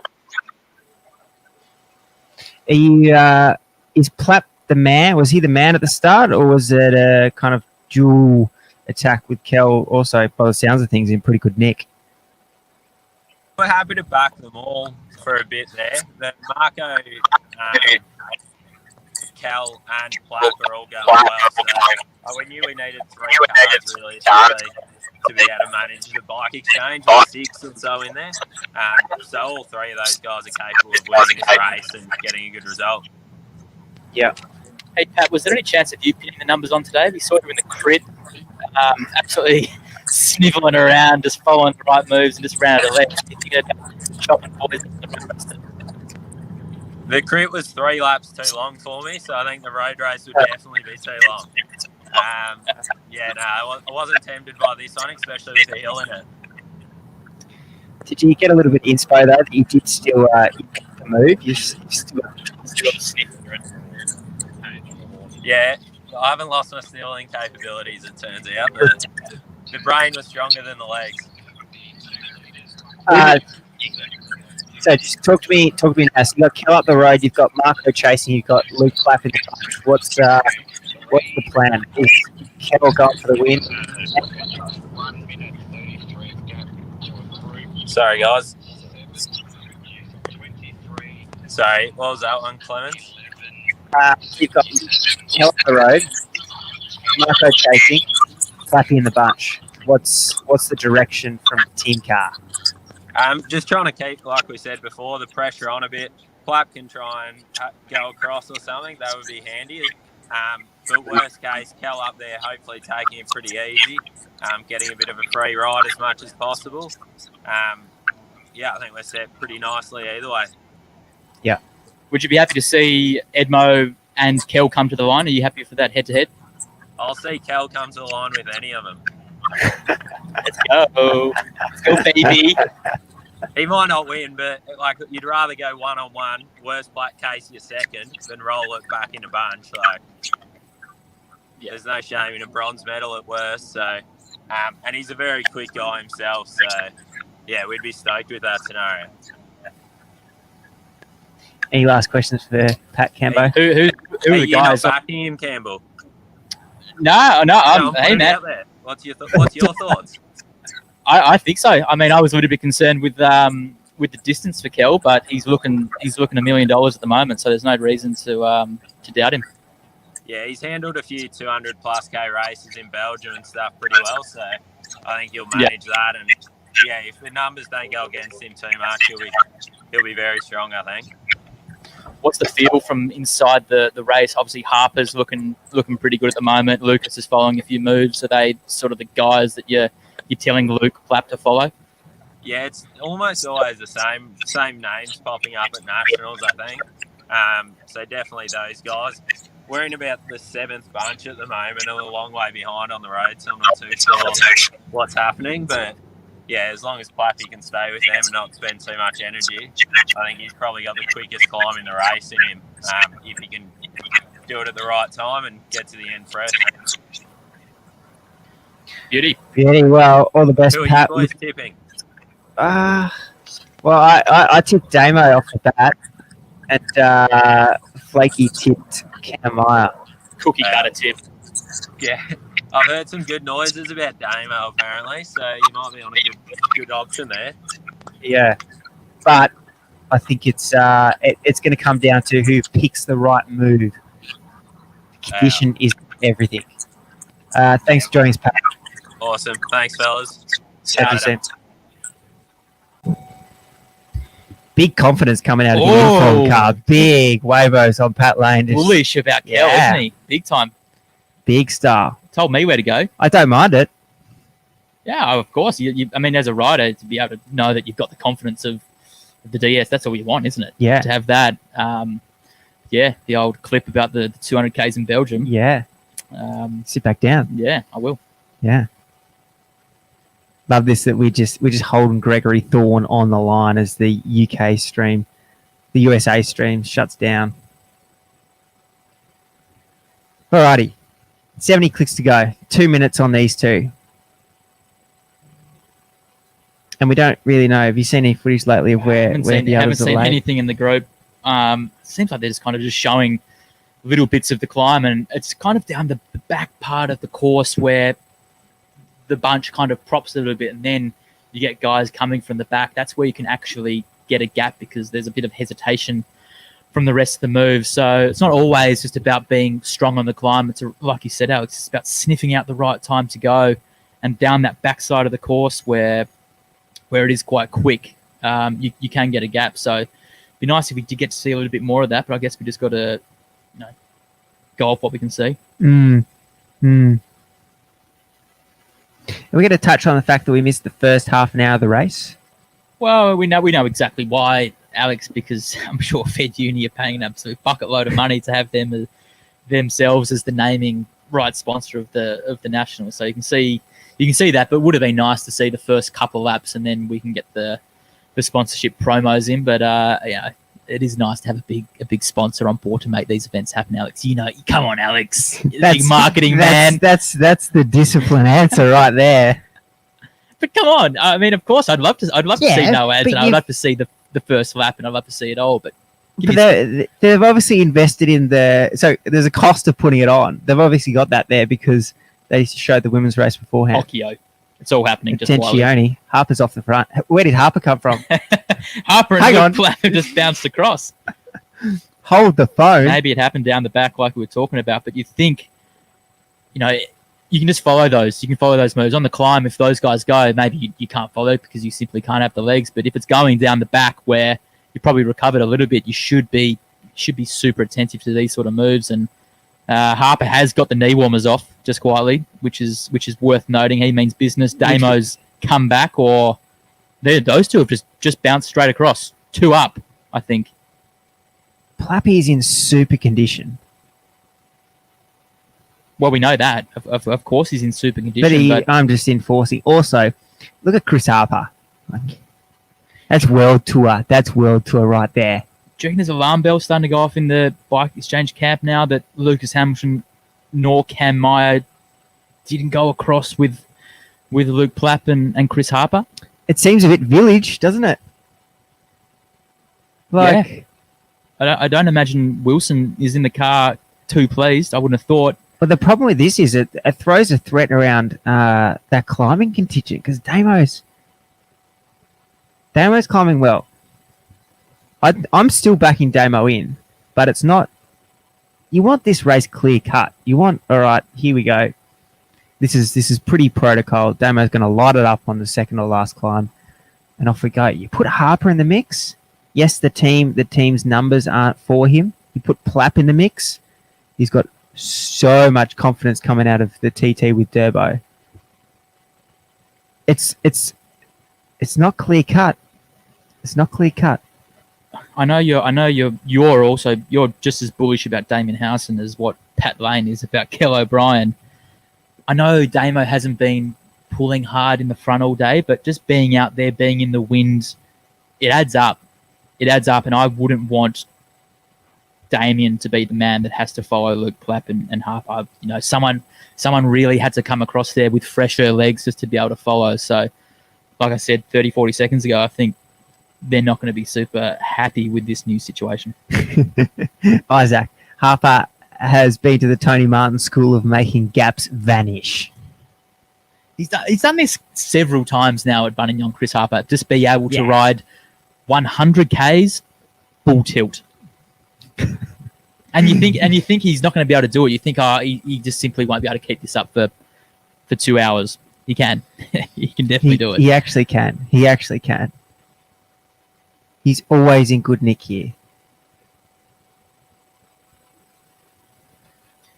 Yeah, we see Alistair Christy Johnson there from Bridge Lane, number 10, who's he's been in the move all day as well. It hasn't been one of those moves, where everyone's chopping off honestly all day. It's who can hide, who can do the least, who's probably going to profit the most. So he's looking good, but now do those guys help Harper, or are they just going to sit there at the moment? It looks like they're happy just sitting in the wheels, and Harper's just going to try and stretch out that gap as big as possible. But Edmo's going to turn around here and go, oh dear, because he knows. I've been here before. Yeah, I've been in this situation before. Also, knowing what kind of nick Harper's in as training bros in Adelaide. Have they been doing a lot together? I think they do everything together, as well as Damo as well.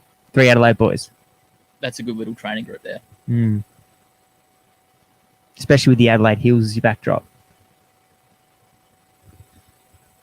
So now we've got an interesting dynamic here, Alex. We've got 2 informed riders, 2 Bike Exchange riders, and Chris Harper. Those probably the 5 that are the strongest here in this group. Now we're going to see a little bit of a tactical game at play, probably exactly like what we're seeing now. Kel being able to just go off the front, forcing the others to follow, which gives Luke Plapp the free ride to just be able to sit in the wheels. So now it's not just about having good legs, it's about having the head for it too, and especially making decisions at times like this where you're a little bit under the pump, being able to think clearly. It's something that's really important to do. What do you do here, Cambo? I see you in the Bike Exchange team card. Do you send a man with Kel? Do you just do a little bit of a tap and leave him out there to fry? I think you probably want to send someone across there. I think you probably want to send Damo over now. Edmo's been out there for the last 20-odd K. But maybe there's a decision coming around in the back that, we've only got 66K to go. Do we just ride a ruthless tempo and just try and release Cam on the last lap, the last 2 laps? That's where it might change. You know what we were talking about at the start of ratios, and we're touching on that 1 to 5 number. That does not apply to this group with Harper in there. That is not enough. That is not enough. You want the 3 in there to be able to offload Chris Harper. Yeah.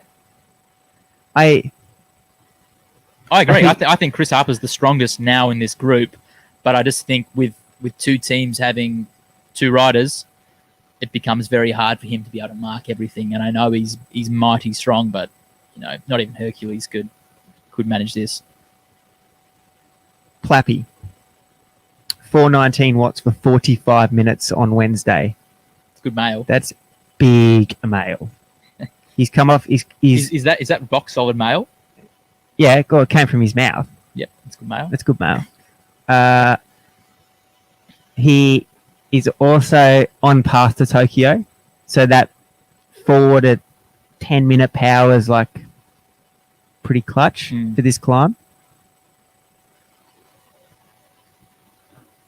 I like him a lot.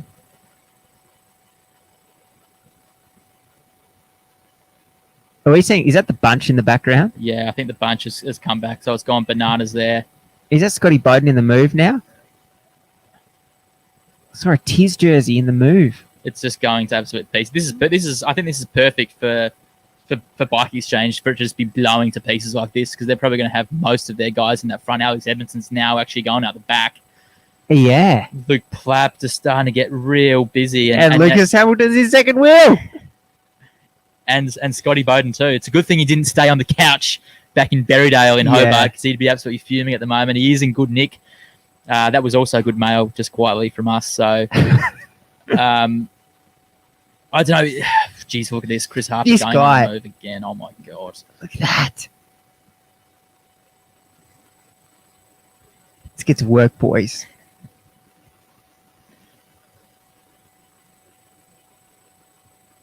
So now this is a good. If someone like we were talking about those Yukio boys, when Yeah. there's this sort of prop, this is a good time for them to just be able to go off the front and try and get a little bit of a gap, because at the moment the race is in absolute shambles. This is now the front of the race, just quietly. That breakaway has just been absolutely absorbed. Everything has been absorbed. And I tell you what, you want to be careful letting this bloke just dip off the front. Luke Plapp, we saw at the Tour Down Under, the stage where he went solo over the top of the climb.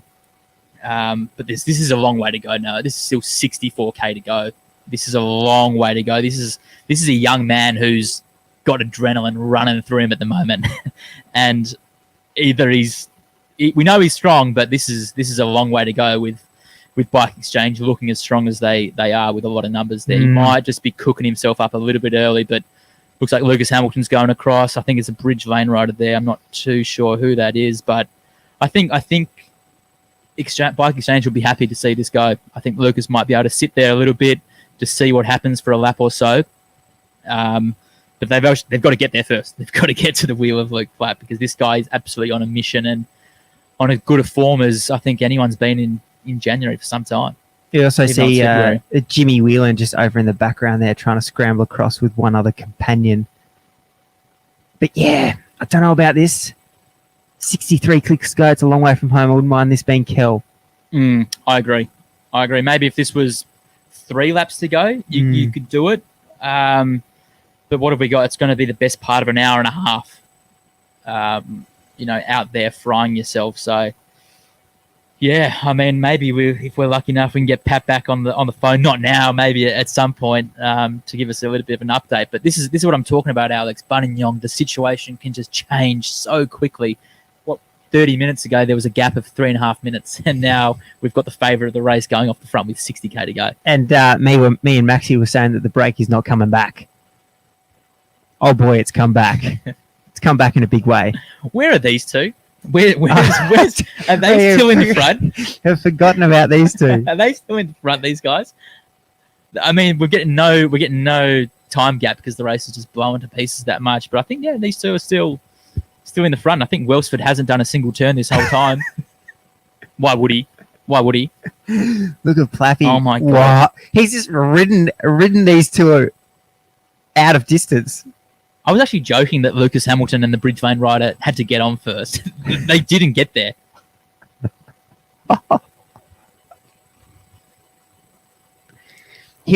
So under 19 Worlds, he was a minute off Remco. And the rest, I think it was 90 seconds. 90 I seconds. think it was a minute 30, yeah. But if you take Remco out of the mix, he was under 19 World Time Trial champion. He's showing Remco traits. Yeah, big time. Okay, so we still had Welsford and Johnson off the front.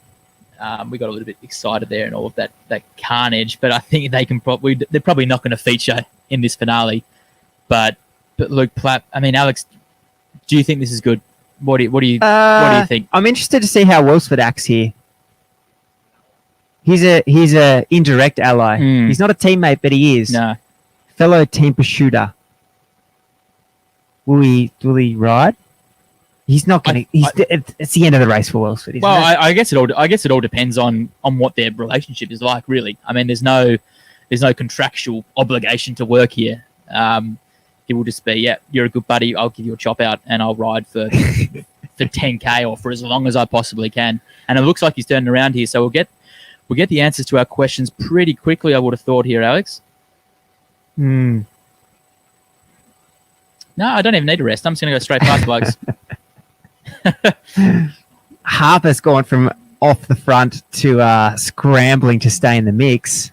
What I will say, Alex, I know you wanted Kello Brien to be doing this role right now, but it also gives Kell the opportunity to do what we thought was going to be the role for Luke Plapp. And if he's good as what Pat Lane was saying, then this is also a good situation for Inform. And it's a race to be off the front. You want to be off the front. Always Always. a Buninyong. You want to, if you want to be in the front, you always want to be ahead of the fight. Yeah. If you will. Yeah. So yeah, this is a good situation for them, and a little bit of pressure now back into Bike Exchange, who've got a few numbers here. I think that's Lucas Hamilton there. You just know Cam Meyer's going to be there. I think Damo's going to be there, and Is this Nathan Earl I on think the it's front? Nathan Earl on the front, who we got good mail from Andrew Christie Johnson, who is in good form. So it's good to see Nathan here in the front. But all the names that we're talking about, Jimmy Whelan's here, Harper's there, Scotty Bowden as well. So all the big boys are here, and we've still got 60k to go. So it's going to be a super exciting finale. Just a bit of fresh mail from Pat Lane from the team car. It just says early but moving. I think that's no secret that he's moving. That secret was out 7 days ago. Bike Exchange on the back foot here. Yeah. Yep. On the back foot. I think they'd be getting very nervous because they had Alex Edmondson and Damien Howson, who they thought, like you thought, Alex, that was going to be a nice little move. They were going to be able to just toy with that breakaway and eventually get the right combination through reshuffling the deck, that they were going to be able to get one of those guys off the front by themselves. And like we said, he's getting the chop out here from Sam Welsford, who's just going to go for as long as he can, for as hard as he can. So the question's been answered there. And this is probably a little bit panic stations for Bike Exchange, but if they can keep cool and just think, you know what, okay, we've got the numbers here, we can just control this for a little bit, not let the gap get out over a minute, and hope that Plapp has gone too early and cooks himself up, and Cam Meyer or Lucas Hamilton can bounce across with 2 or 3 laps to go. So it's not over yet, Alex. It's not panic stations, but they probably need to get something organised sooner rather than later, or this guy will take 2 minutes. Yeah. To put things into context of how hard that gap was to catch, Lucas Hamilton and one other rider were chasing like 30 metres off the back of this when it first went. And now they are back in that group, and he is off the front.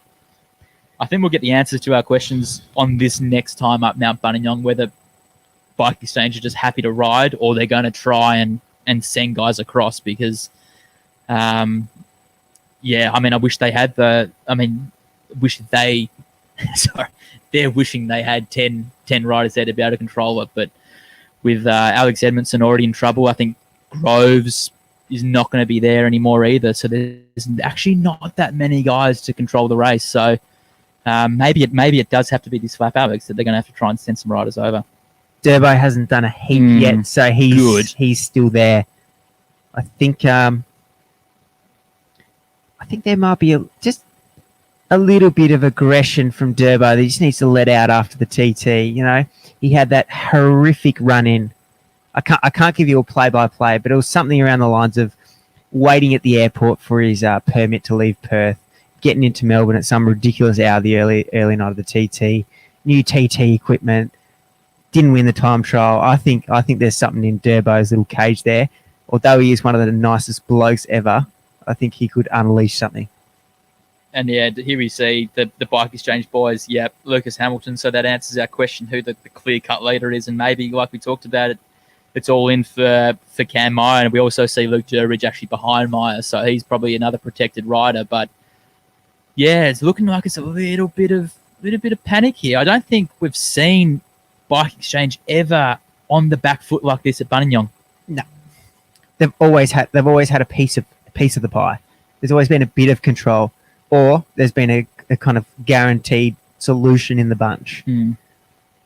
I know this should be guaranteed. Like if you put this on paper, if you told me 2 months ago, Luke Plapp's going to be in the move and we're going to be worried about it with 2 other guys that have buckled because they've been out there all day. But here we are.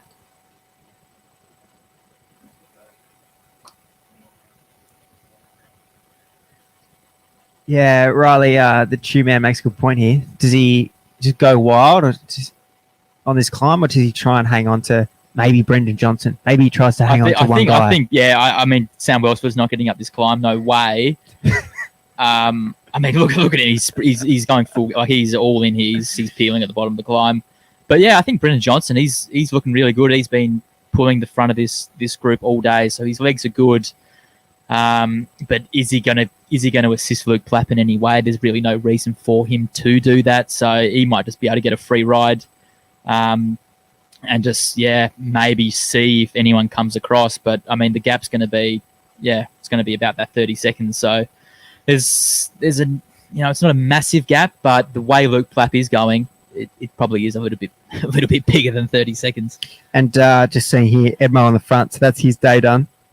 I think he was getting dropped the last time up the climb, so using him up, using Lucas up quite early as well. For someone who was second tier last year, like we talked about, he's not in a good as nick as what he was last year, but they're getting pretty low on resources. But as we see on the back of the pillow there, Harper and just looking extra pretty. Just he's kind of back in the box seat with go up the road, Bike Exchange chasing, maybe the best climber on paper. This could come back just nice little play for Chris Harper. Yeah, well, he started all this carnage, didn't he? Yeah. He blew this race to pieces. Now he fixed his problem. He fixed it. Now he's created another problem for someone to fix.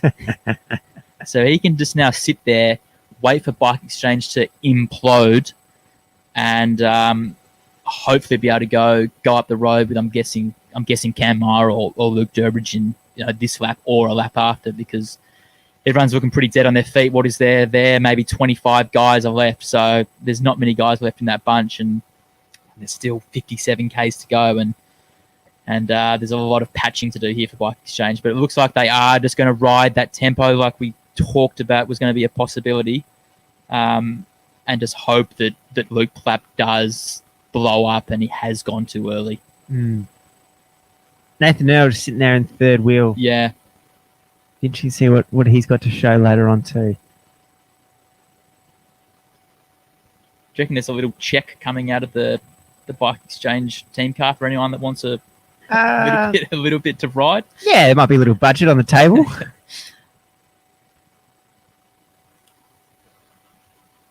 It's a big race not to win, isn't it? It's a very big race not to win.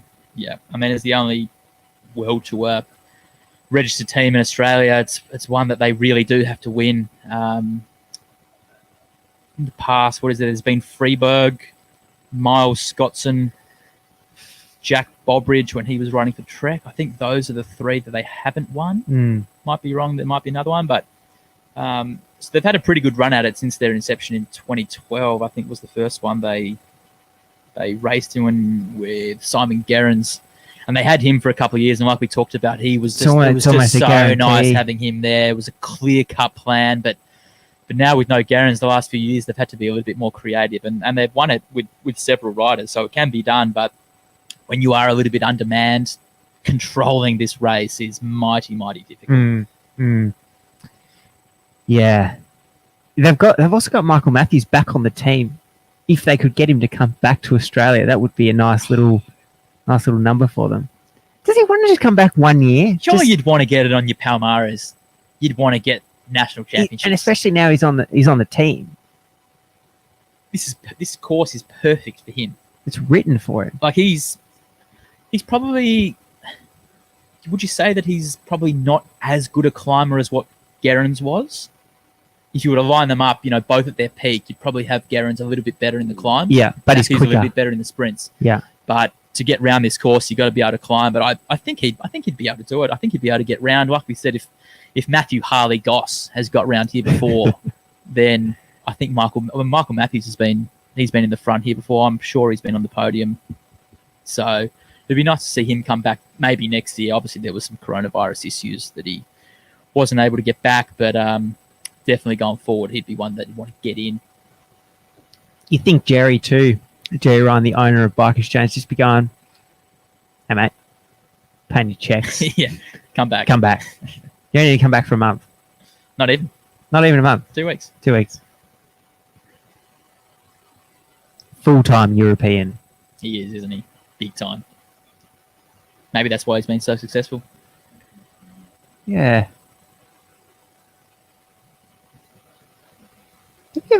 Have you ever been in a situation like this, Campbell? Off the front, Jason, so far to go?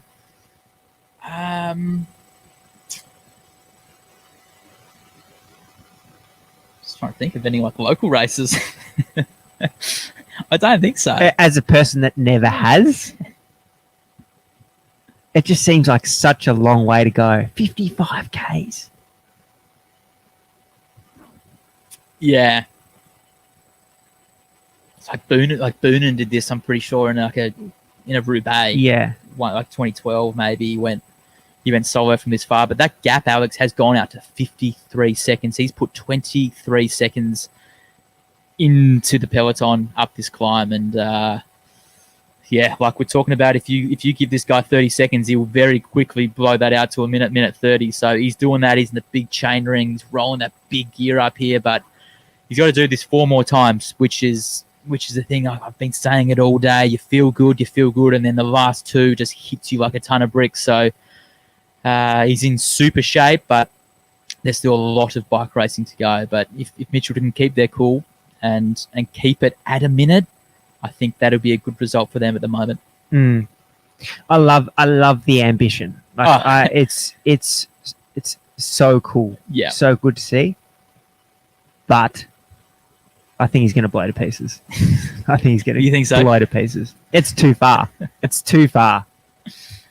Yeah, I mean, listen, it's essentially 1v2 at the moment. Maybe Durbridge is he's just a bit of an emergency at the moment. He's there maybe for a finale as well, but if it's still a little bit out of control, he's also there to help out. So at the moment it's 1v2, and the one is going hard and he is blowing out that advantage. But like we talked about earlier, he's young. He's he's of that era. He wants to get at it. Is where these bike exchange boys are a little bit older heads, just keeping their cool. They know that there's still 50 Ks to go, and they're just got to keep it at that minute, and everything will be all right until it isn't. Just got a comment here from Stephen, just saying, what about when Boveridge went all day solo? I still don't really understand that right either. That kind of does my head in a bit. So, that's what I'm thinking. Adam Phelan, Damo to launch across, or Cam. I think that's it. You got to, if they can keep this gap under a minute, bring it back to that 20 to 30 second mark, then whack. Mm-hmm. Because they have to be careful. You have to be cautious of the guys. Jimmy Whelan still in the group. Nathan Earl still in the group. Harper's still in the group. He's looming large, isn't he? Harper is looming large. Yeah, he's got exactly what he wants. He's got the racing to absolute pieces. Now he can just sit on. He can sit on for the next 30K, regenerate his juices, maybe put the knee warmers back on if he wants, warm up a little bit, and go again. But the perfect situation for him. But yeah, Alex, I don't know.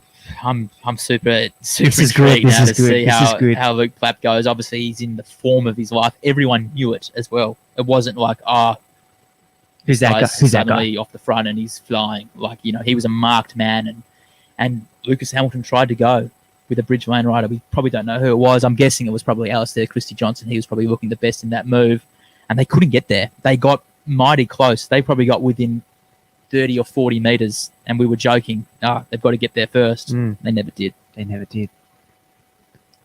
Another question here on ETA on the Lanterne Rouge. He said 3:30. I know he's in Queensland though. What does that mean? Are they on the same time zone as us? I think they're an hour behind. Half hour or an hour? No, I don't think they have daylight savings up there. Yeah, okay. Ever? Or it's just delayed? Yeah, they're an hour behind. That's okay. Well, anyway, he's coming at 4:30 now. 10 to 3. 4:30 Eastern Daylight Time. Eastern Daylight Time. We're in for a show though. This is. I know we talked about this being a touch level down on previous years. You don't have Richie there. You don't have the older pro Simon Clark et al. But it's a good race. It's a very good race. I think so. Yeah. I mean, we talk about this a little bit shallower, but I don't think it's taken away from the prestige of winning this event or the quality of racing that we're seeing. Bike Exchange are here. They mean business. They've got, guys in good nick. They've got big riders here, but they're just getting shown a little bit of a lesson of how to ride around Buninyong at the moment with Plapp. But like we keep saying, there's still 50K to go. There's a lot of bike racing to go, and and this course does catch up with you. And I know that we've seen Jack Bobridge do something similar, but I think Bobridge had a little bit more experience, had a few more kilometres in his legs. I think, what's Luke Plapp? Is he 21? Maybe 20? 21. 21. So, yeah, mighty young and completely fueled on enthusiasm, youthful enthusiasm at the moment, Alex. Yeah, that's good. It's good. We've been online for an hour 45 now. We do appreciate everyone tuning in and the comments. If you could share the word, that'd be good. Get some more people around it. I think we're going to make it to the end. I was a little bit like, ooh. I think so. I think we've made it this far. We've made it through those kilometres of 150 to 120. Yeah. But yeah, we've got a proper race on our hands now. Probably that group's been whittled down to probably 20 guys now. So yeah. As we can see, Jimmy Whelan's still there on the back. I think I haven't seen anything of Ben Dybel today, which is a little bit of a concern. But at the same time, if he is there, you can keep a low profile all day. It's not a bad spot to be in. He won here as under 23. Last year as an under 23 at 2011. He launched on the last climb and no one could go with him. So he's got a little bit of experience around Buninyong, but he's a sort of rider that, you know, his form does fluctuate a fair bit. He's high and he's low. There's quite a large standard deviation.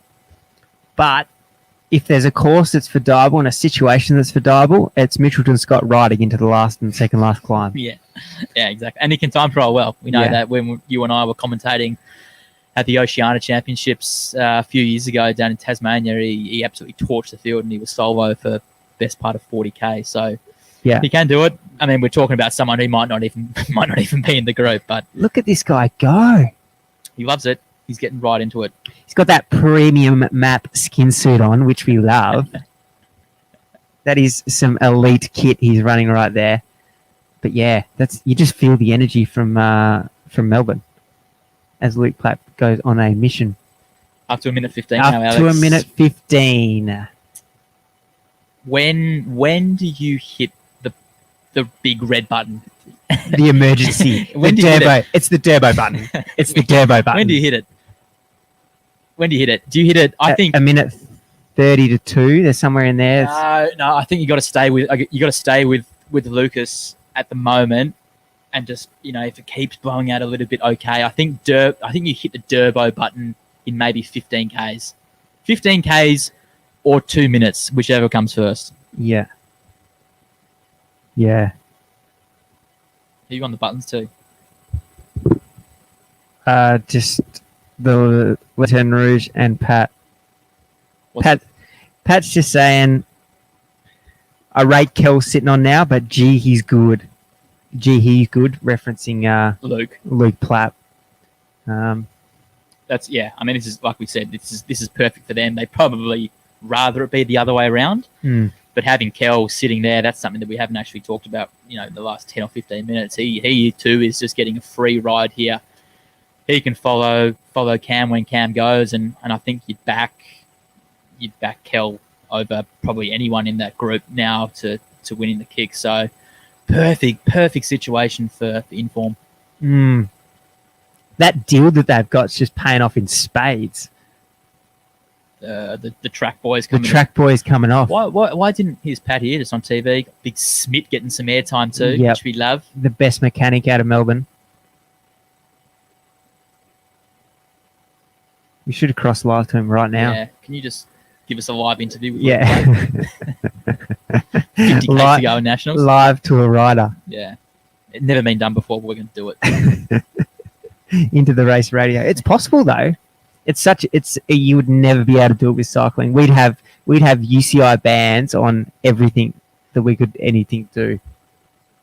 Is that like a super? Is that like a super confident? Like, we've done it from Pat Lane there, or is he just like super happy that his youngsters just getting after this race? I don't know what he's doing,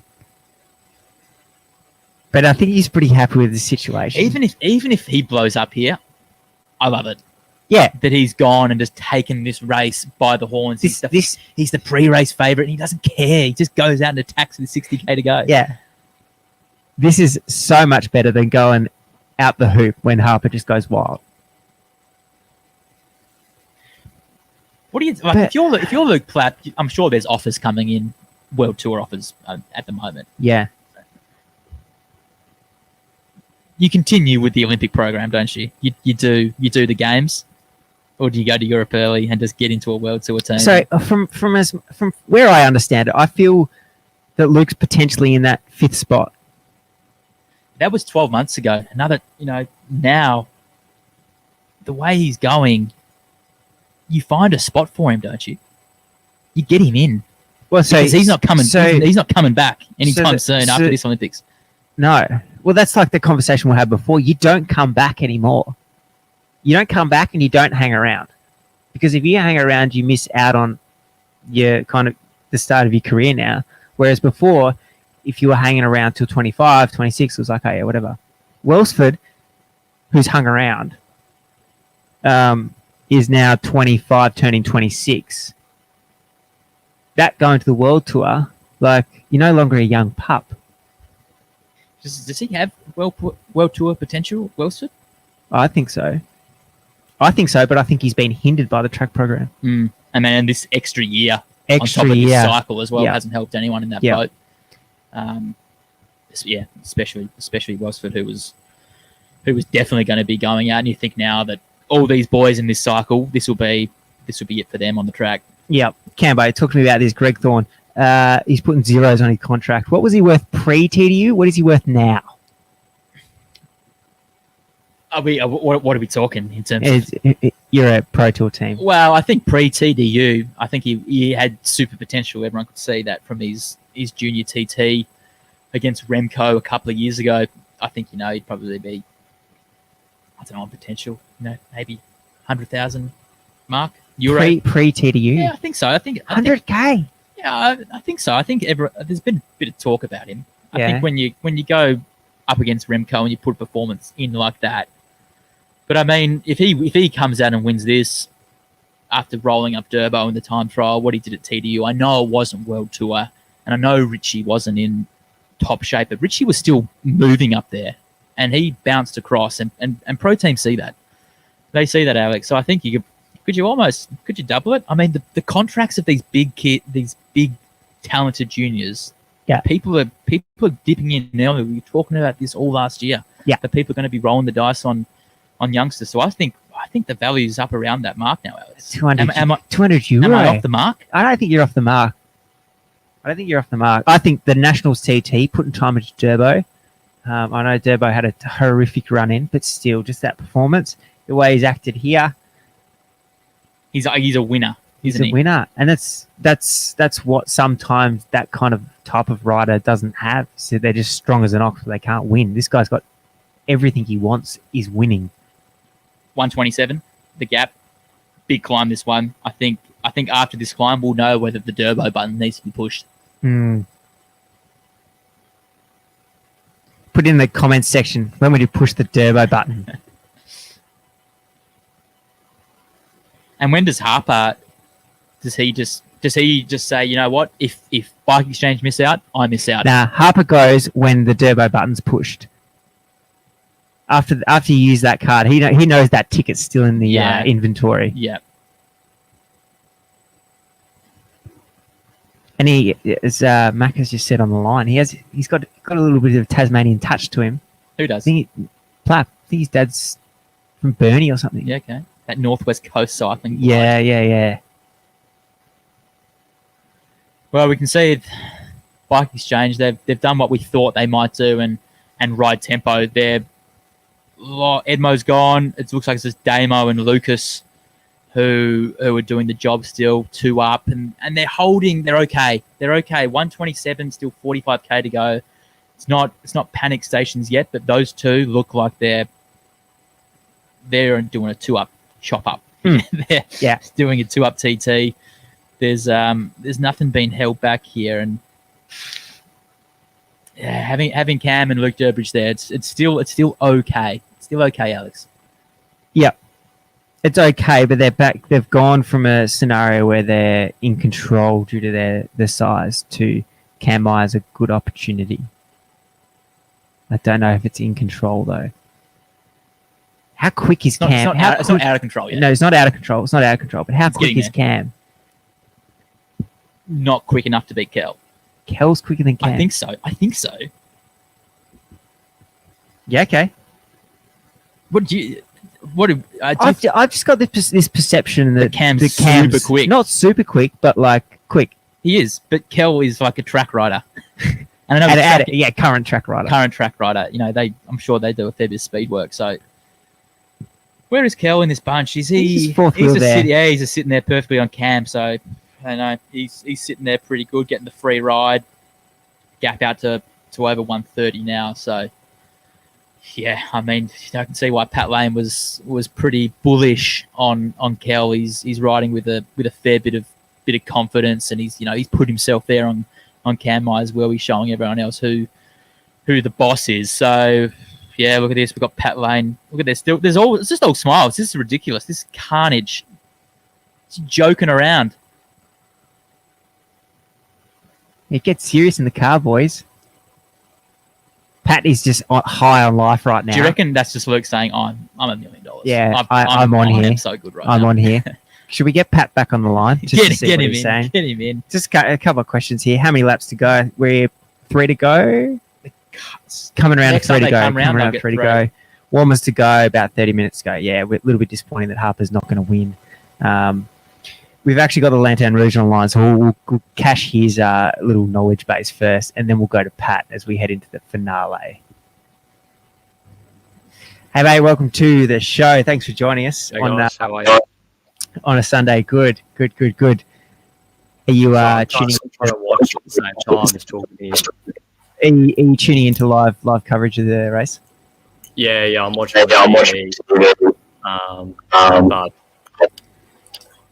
But I just can't believe how good Plapp is. It's crazy. Because a lot of the people who watch my stuff, they're not Australian, whereas you guys got a much bigger Australian audience. And they're like, who is this Plapp kid? And why isn't he got a World Tour contract? And I guess it's the Olympics, right? We were just chatting before. What do you reckon his contract was worth pre-TDU, so pre kind of bounce some of the scene, versus right now?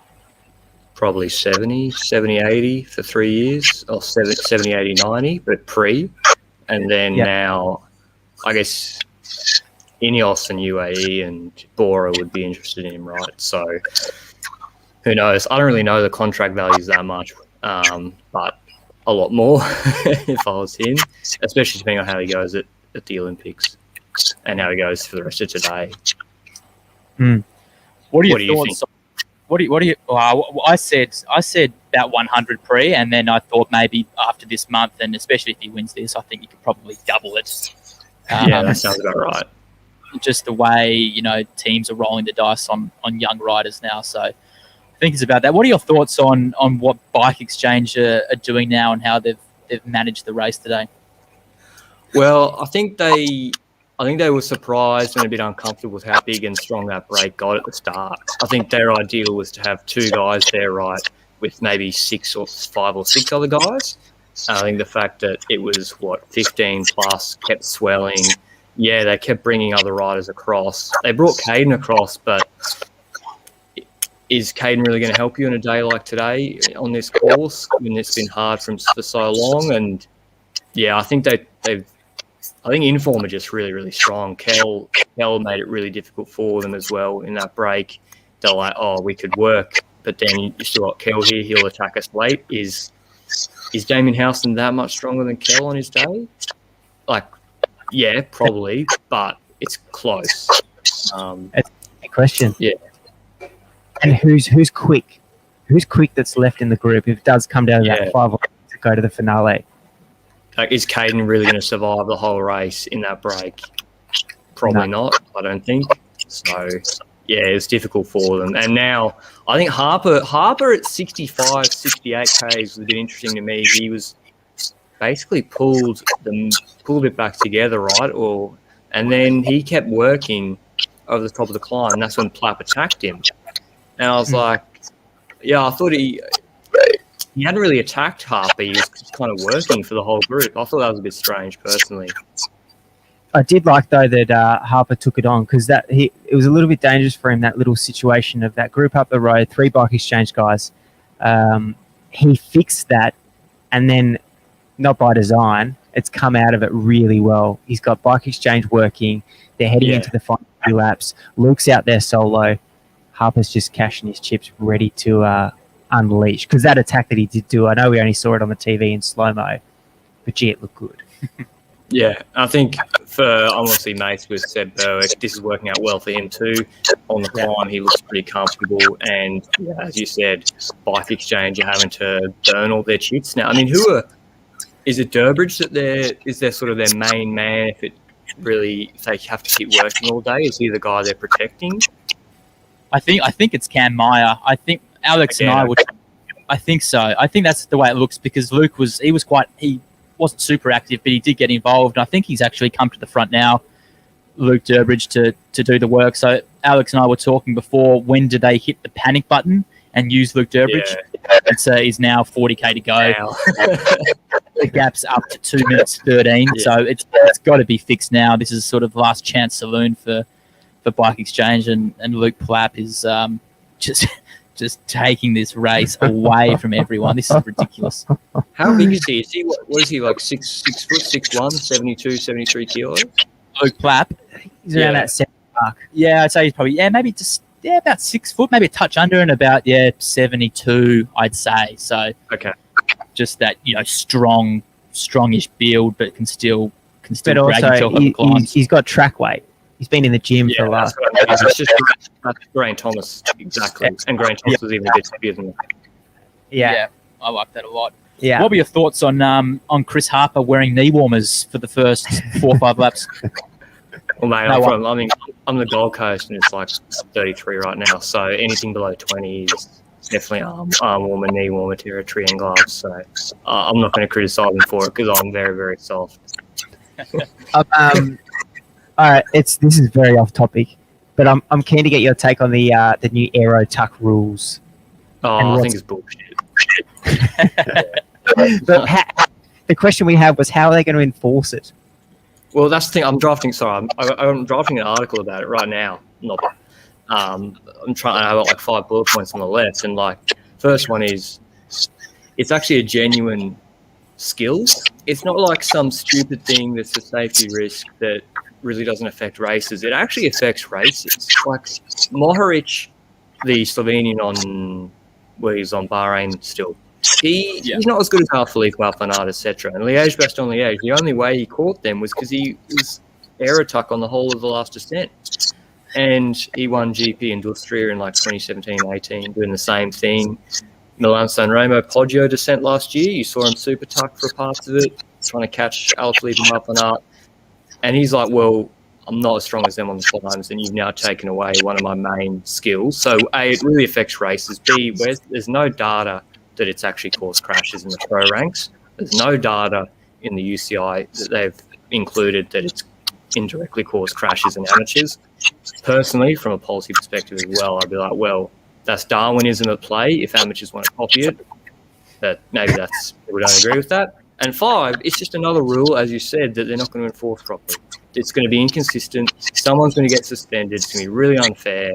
It's just a disaster, in my view. I wasn't there, but Cambo, did Mohoric invent that or put it onto the map at 2013 Worlds in Florence? Well, I don't know. I mean, that was the first that. Yeah. Well, And then like we said, it's a skill, and there's no hard and fast data suggesting that it does cause more crashes. And I just think, exactly like you said, the policing of it, there's going to be so much inconsistency, and the UCI just creating a massive problem, really. I guess any questions around Platt going pro are kind of out the window now. The big question is, where does he go? Is there a team that you see fits him best? Obviously Ineos, but that breaks my heart. But if I was him, if you were his advisor, parents, whatever, you'd say go to Ineos. They're a professional team. They pay the most. they're going to get the best out of him.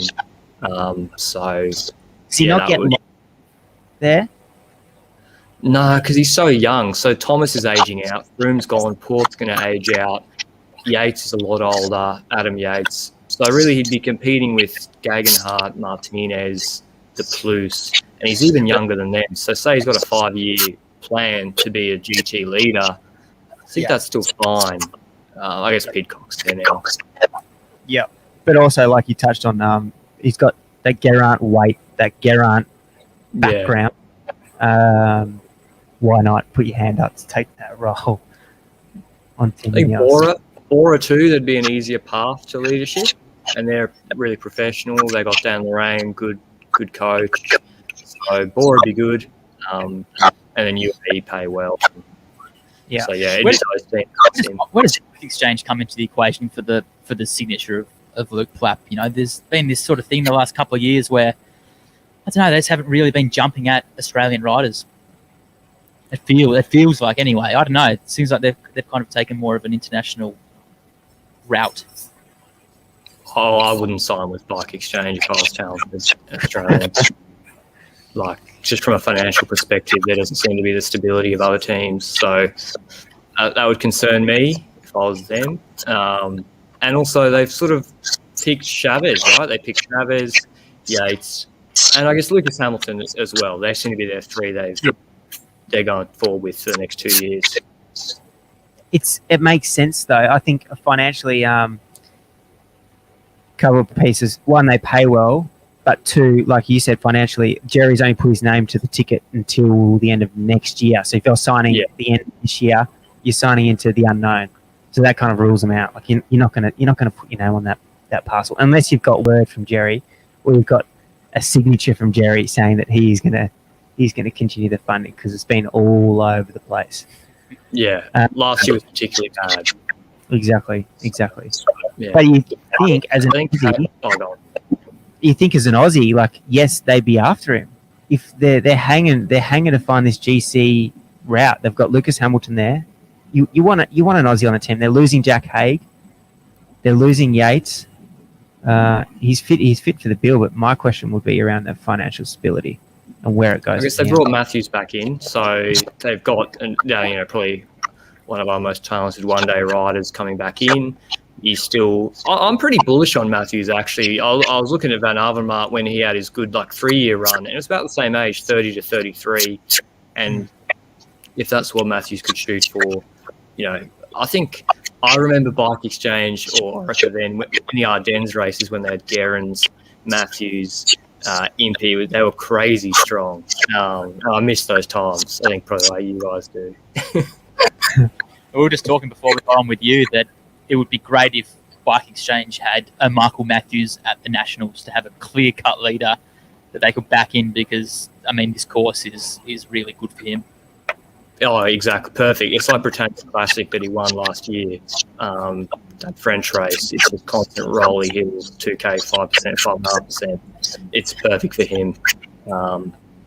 I think I'm on the camp that I think the course should change. I just think of the funny on course. I'm not sure if that's heresy or not, but I can't take it anymore.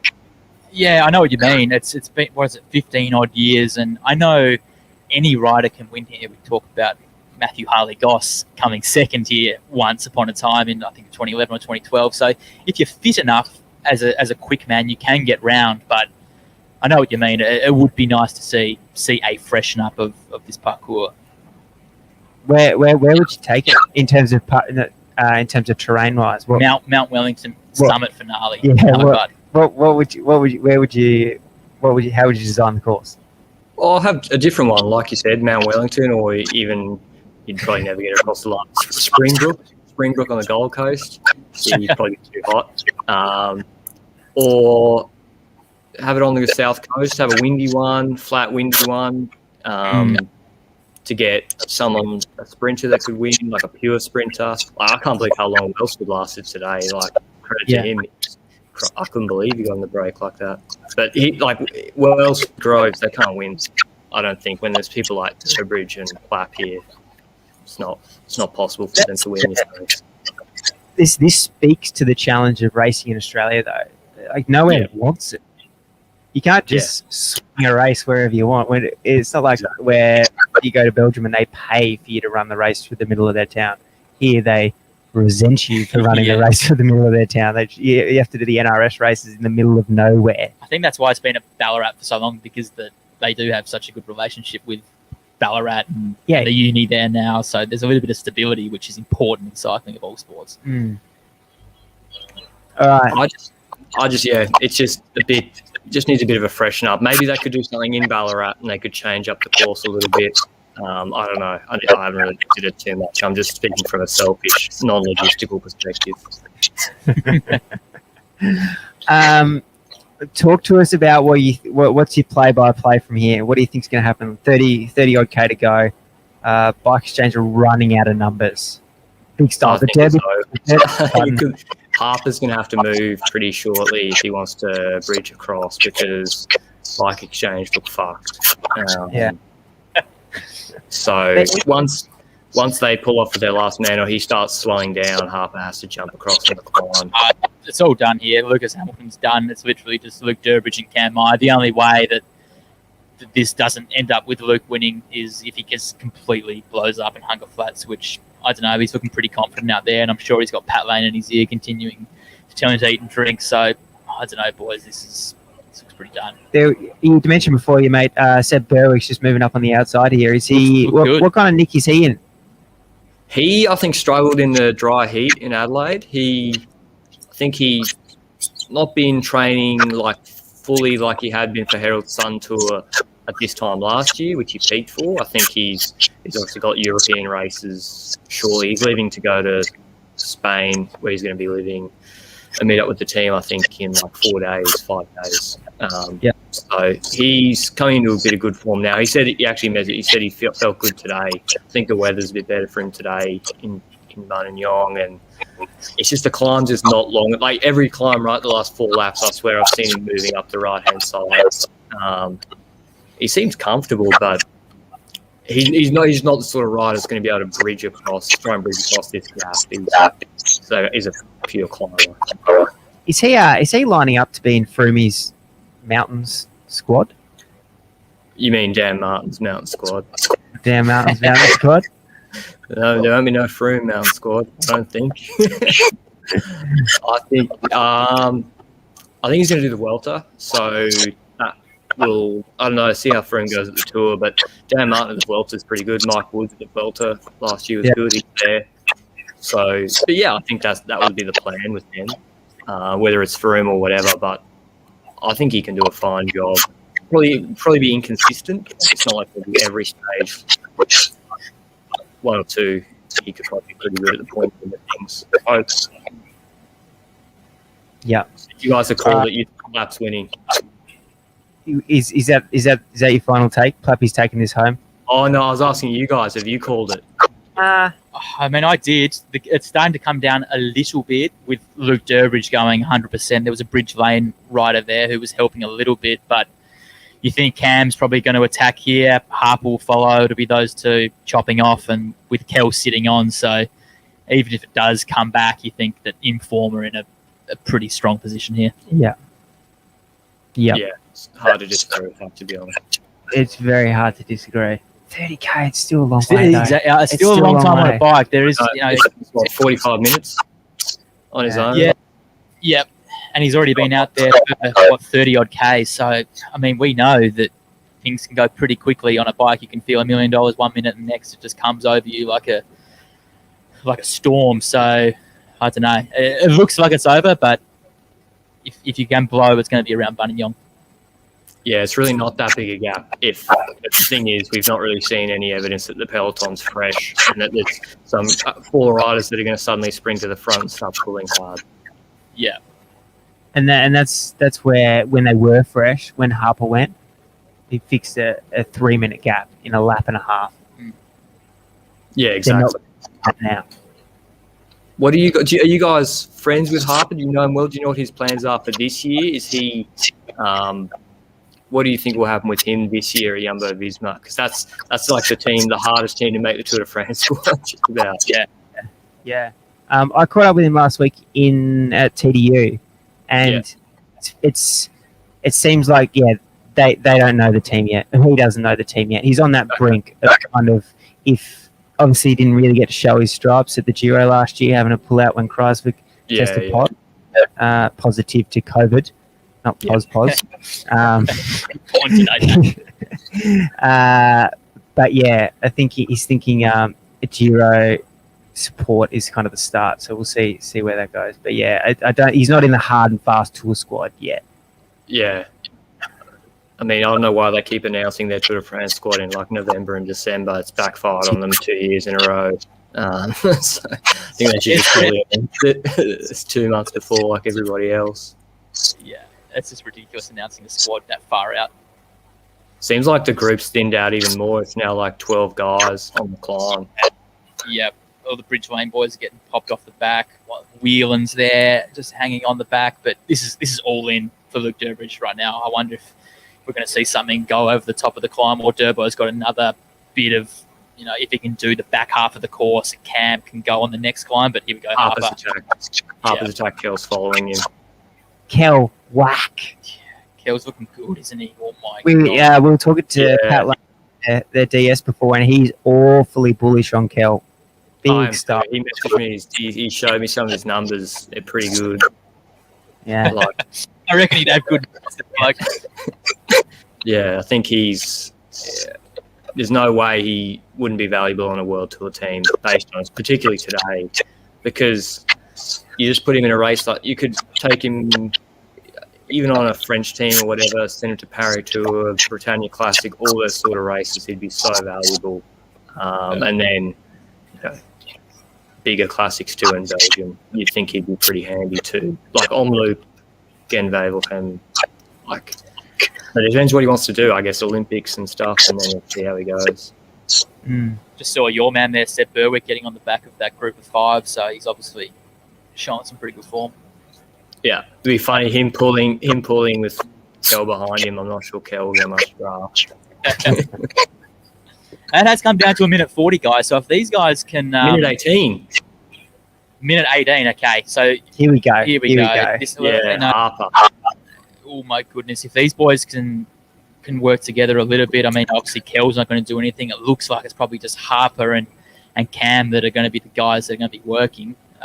Everyone else kind of looks a little bit dead on their feet, except for Kel, who of course is going to work. But looks like we do have a little bit of a race back, which is good. I put the moxie on Platt by asking the question whether this was a done deal. Yeah, I jumped at it pretty quick, but. Okay, Cam is working. I wonder if it's just going to be interesting to see if anyone wants to help these two World Tour boys. Seb's coming around, Kel, and he's going to probably help them, I reckon. Yeah, okay. I think Marco. It makes sense to help.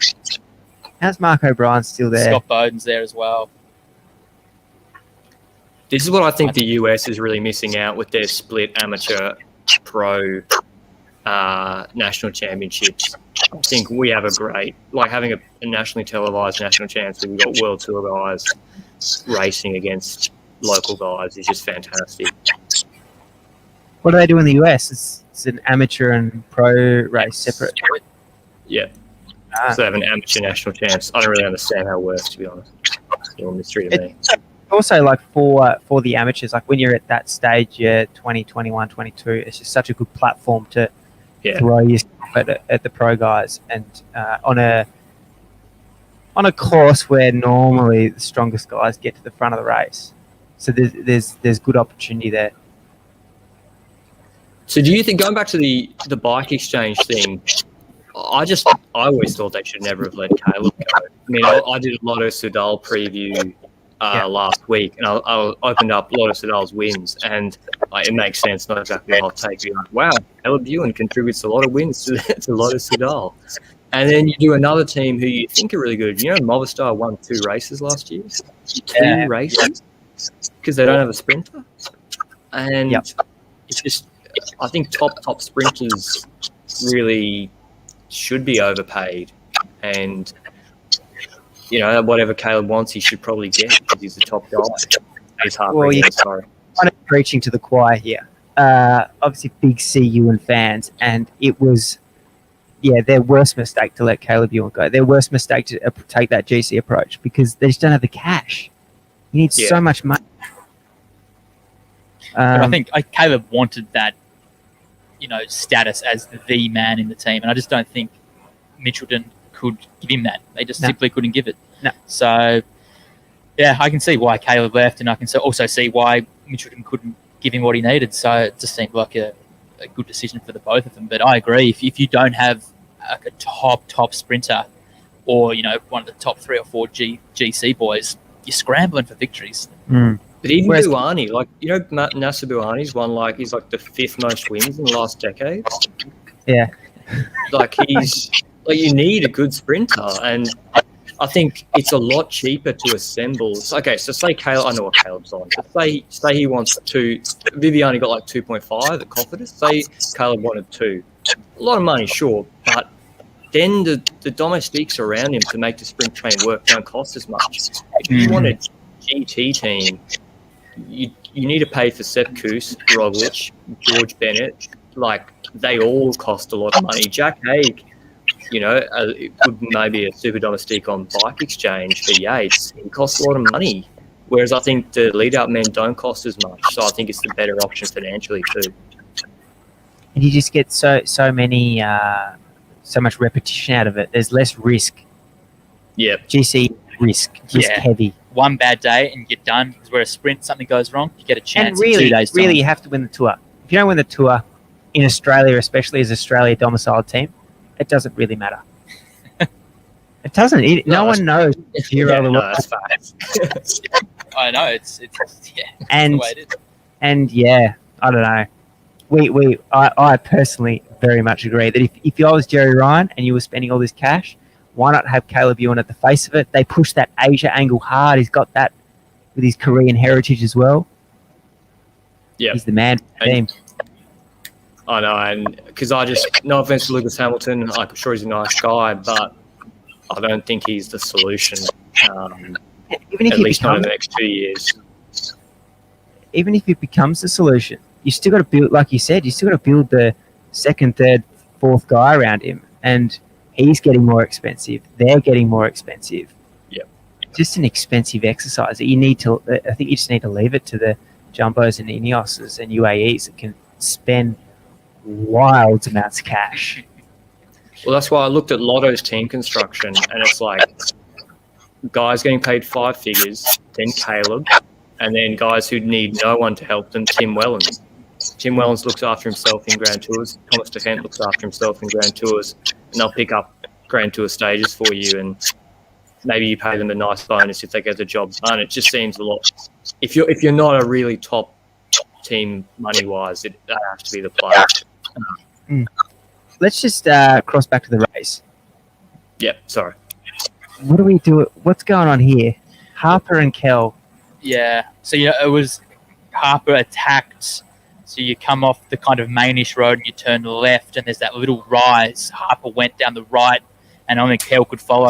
Cam was there, and it just simply looked like he didn't have the legs because there would literally be no other reason for Cam not to follow. So, I mean, now it's kind of like a 1v1. You've got Harper v Plapp. Plapp's been out there for, what has he been out there for, 30-odd K. So now it's really starting to hurt, but Harper has the anchor of Kell on his tail. So, I mean, still a good situation for inform, but if Harper can save a little bit for the next climb and try and distance Kell and go by himself, that's literally the only way that anyone besides these 2 informed boys are going to win, because I think now that the group of Cam Meyer and Scott Bowden, et al., Berwick, it's probably day done for them in terms of winning the gold. It's tough. Sorry, can you hear me? I changed mics because someone told me I had bad feedback on my microphone. Yeah, we got you. Okay. I just can't believe Kell's with Harper. I know. That's what I don't understand. I guess I think 1-on-1 Harper could probably still drop him on the climb, but if they catch up to Plapp, that's going to be difficult. Let him go. Yeah, I think if Plapp does come back, I think that's I'm not sure whether Plapp can then play a role. I think he's completely all in here, and if he gets caught, that means the lights have probably gone. But I mean, Kel has the perfect ride now, and he's looking at $1 million. We had Pat Lane on the line earlier, and he was very bullish. I was a little bit nervy, but there's a reason why he was big time keen on Kel, and I'm happy to listen. I think he can do over 500 watts for over 10, 12 minutes. So What was in this little data package that he sent across to you? Because we were trying to figure out if he could take Norton Summit KOM. Yeah. And mathematically he can. He should be able to, even On though paper? it's really big. Yeah, on paper he can take it. But and yeah, he's like, I was like, oh, you probably need to be able to do those watts. And he's like, yeah, well, I've done that before. And so because I think, I don't know, like Australia, I know that Gerrans has come on as the like coordinator, right, for Inform to be like the pathway to the World Tour teams, because it's difficult. I think there's so many Australian riders who, if they were Italian or French, they'd be on a World Tour team already. And I was like, is getting prestigious KOMs, would that draw the attention of World Tour teams? I don't know. Maybe if you're a big guy, maybe not Norton Summit. Probably have to be outdoors. Depends how you document it, to be honest. Like if people are getting World Tour contracts because there's lift competitions, then why not? Who has got the record up Norton Summit? Just on a real, just going down a little bit of a rabbit hole here, but I don't know. Does Bobridge have it? See, I feel like Bobridge back when he was flying, those hot days in Adelaide, I'm sure he's done some pretty good times up there. It's like 11:08 or something, isn't it? It's pretty quick. It's in the TDU. It's the Strava KOM. But yeah, I think Kel does he win bunch sprints, or is he just like a lead out guy on the road? Because I've only seen him working. I saw him at Geelong Crits last year. He worked for Wellsford for Lexus Blackburn as a lead out guy. But does he sprint for himself? But that's where he's it's kind of, I guess, he's been a bit smothered by Wellsford, because Wellsford is so quick that there's been the default option, and they've been on the same program for the last 4 years. They've been doing the same thing. So yeah, he's kind of I've never really seen him open up the lungs himself. And I think to your point before about how do you put yourself on the map to World Tour teams, you get out of the track program. Like we were talking about this before. It's like it smothers your road career at the moment, especially now with guys turning pro so early. Yeah. If you're in that and you're at Kel's age of, I think Kel's 24. Is he 22? Yeah, He's only 22. I think. Yeah. He's a young boy still, but still. I don't know. Is 22 young anymore? Well, Yeah, it's changed. Like, is it? he's about a year over like Tour de France prime. Yeah. Yeah. If you want to win Tour de France GC, you got to be under 22. Exactly. No, but seriously, like I think Caleb and like sprinters as well. Yeah, there are exceptions. Greipel is maybe the exception, but the peak is like Caleb's now in his peak, and then I think it's gonna be 2-3 years, and then fall off a little bit. And I think even for like Kel, he should be getting into a World Tour team ASAP if he does want to be on the road and not be a track guy. Like, do you think the track program? Do you think it costs people like Meyer and stuff? Is that what you're saying or think? No, not when Meyer was there. So when Meyer was there, that was when like guys were turning pro you turn pro at 25 or 24. You do your full under 23s.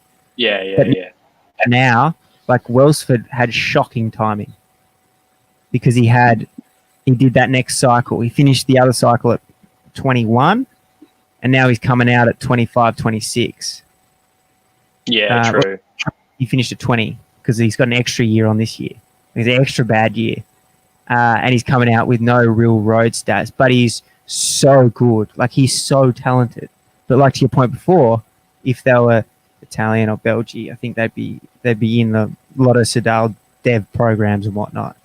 Well, for sure, because if he was Belgian, in his spare time, he'd be doing half those races that are like 1-1 races, like the ones David Decker were doing, like Kraft, Stur, Van Zwolle, whatever. They have them like twice a week, and there's like good riders lining up. And you got David Decker, who was at Seg, I think, and he was doing those races all the time. to near his house, and then Yellow Visma signed him at like 22. So yeah, you're right. Like Wellsford, it's tough because in Australia you don't have, you can't do both at the same time because you've got to be stationed here, I guess. Currently, Harper has Plapp in sight. Yeah, team car ripped out of that gap. We are on here. We are on. Big star. Oh, So what do dear. you do if you're Kel? Do you attack as Berwick's trying to bridge as well? Bridge. Wow. He has to get on here. I know. Because Kel's going to attack straight away, right? Yeah, he's just there. Kel goes straight over the top, doesn't he? Or does he just wait until they get to the top of the climb and then go sit on a little bit? No, he goes straight away. He goes straight away. I want to know where the next group is behind Seb. Then these two have to ride, and then Plapp can maybe get back on if he gets over the crest of the climb. I think what's dangerous for Seb is if Kel attacks and he looks at Harper to close it, and Harper's like, "I'm not joking, I'm actually pretty cool," and then Kel just goes. This guy is so strong, Chris Harper. It's every year he does this at Buninyong, and you just think he's going to blow up. But he just gets better and better the longer the race goes. It's incredible. Kel looks all right here. I think he's okay. I can't believe Berwick's closed that gap. It's crazy. Maybe must have been on the. He must have. I'd like to see his splits on the climb. I think he's doing way quicker than them on the climb. But now they've spotted him. He rides a bit like Pozzovivo, doesn't he? Doesn't he? Not the most pleasant style. Yeah. Well, Israel haven't sent him out the factory yet. What's he riding currently? Taped up. St George Cardiff. Here we go. So And this he's coming is across here. This is good. This is good for the race. I think a lot of numbers coming But over. is this Meyer getting dropped by the chase group? I think it is. Yeah, I think so. They're out of the race. What is going hang on here? Oh no! Here we go. I thought there was no one in Kel's wheel there for a second. Yeah. Kel's trying to drop. Is he trying to drop Harper on the climb? I don't know what Kel's doing. I'm not sure what he was doing there, but it's interesting to see here. I honestly think that Luke Plapp is cooked here, and he's not going to be that useful. If they can get over the top, maybe. But the next climb, I don't think you're going to get anything out of Luke Plapp. So it's obviously all for Kel now if you're in form. Yeah, I agree. Or have they got anyone behind that they can wait for? Like they both sit on. Mark O'Brien is there, but I mean, whether you just want to be able to have Marco come across and then you can do some 1-2s with him and Marco. But I mean, any sort of sprint, Mark O'Brien is not going to feature. Kel was just speaking to Luke, and I think Luke just told him he's fucked. Yeah. I think you're right. They got to ride 100% for Kel. They got to be careful he doesn't ride away on the descent here in the saddle like Anna did last night.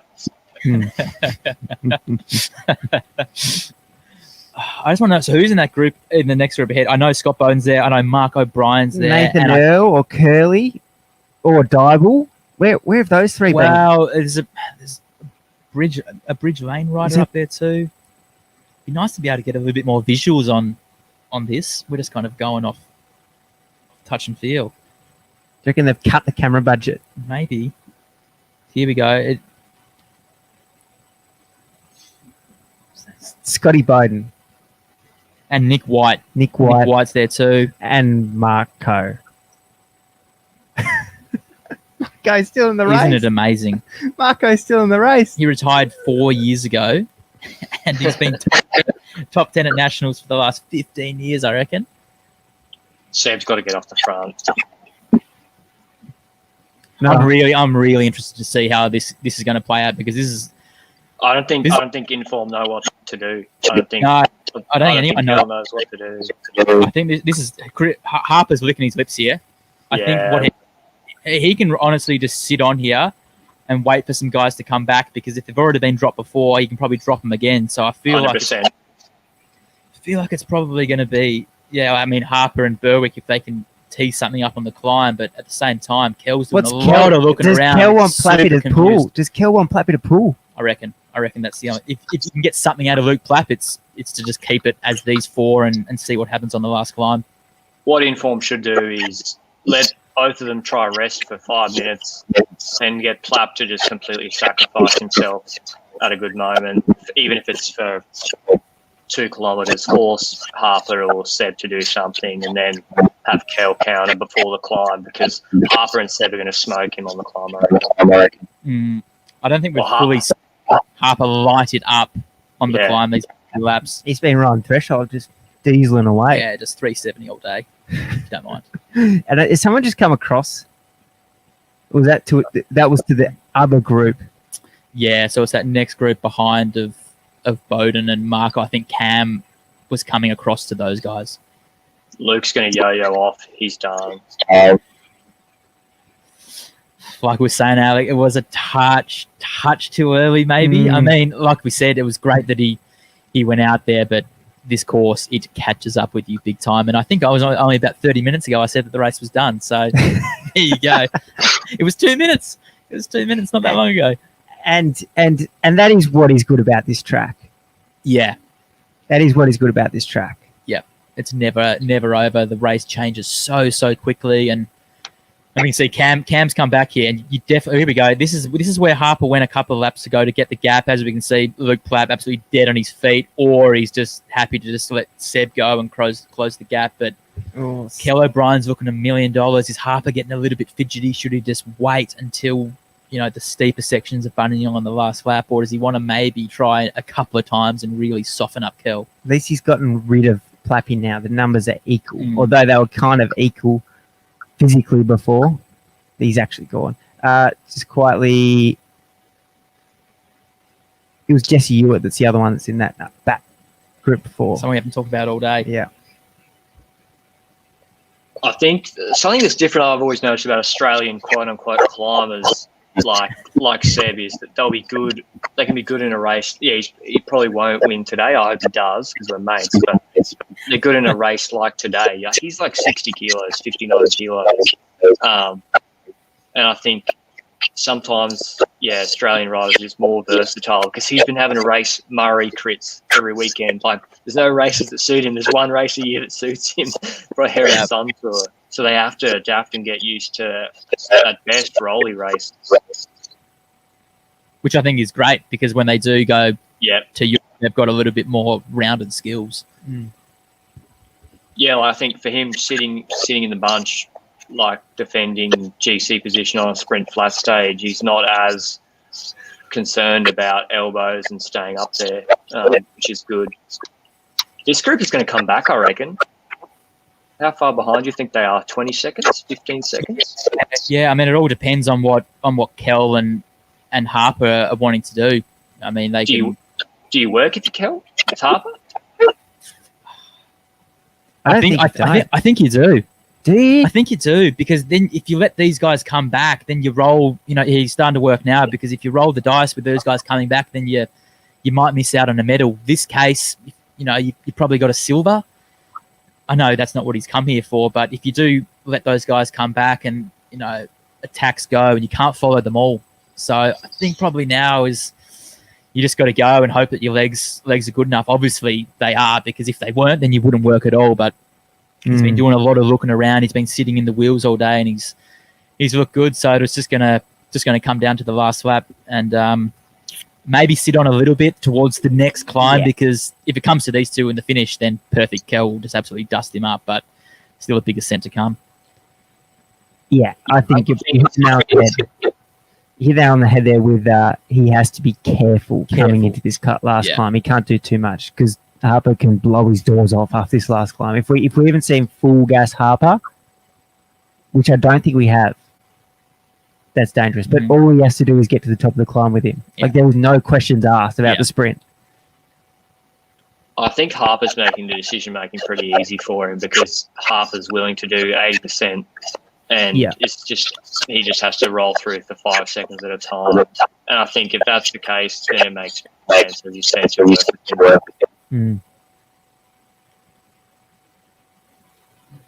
I think Harper does have to be careful as well. Like, Kelly, unless he feels just magic. And Kel wasn't that far behind him when he was going pretty hard at the end of those climbs. So it is hard to just blow someone off the door, off your wheel if they're watching you, if they're right on your wheel, even if you are better.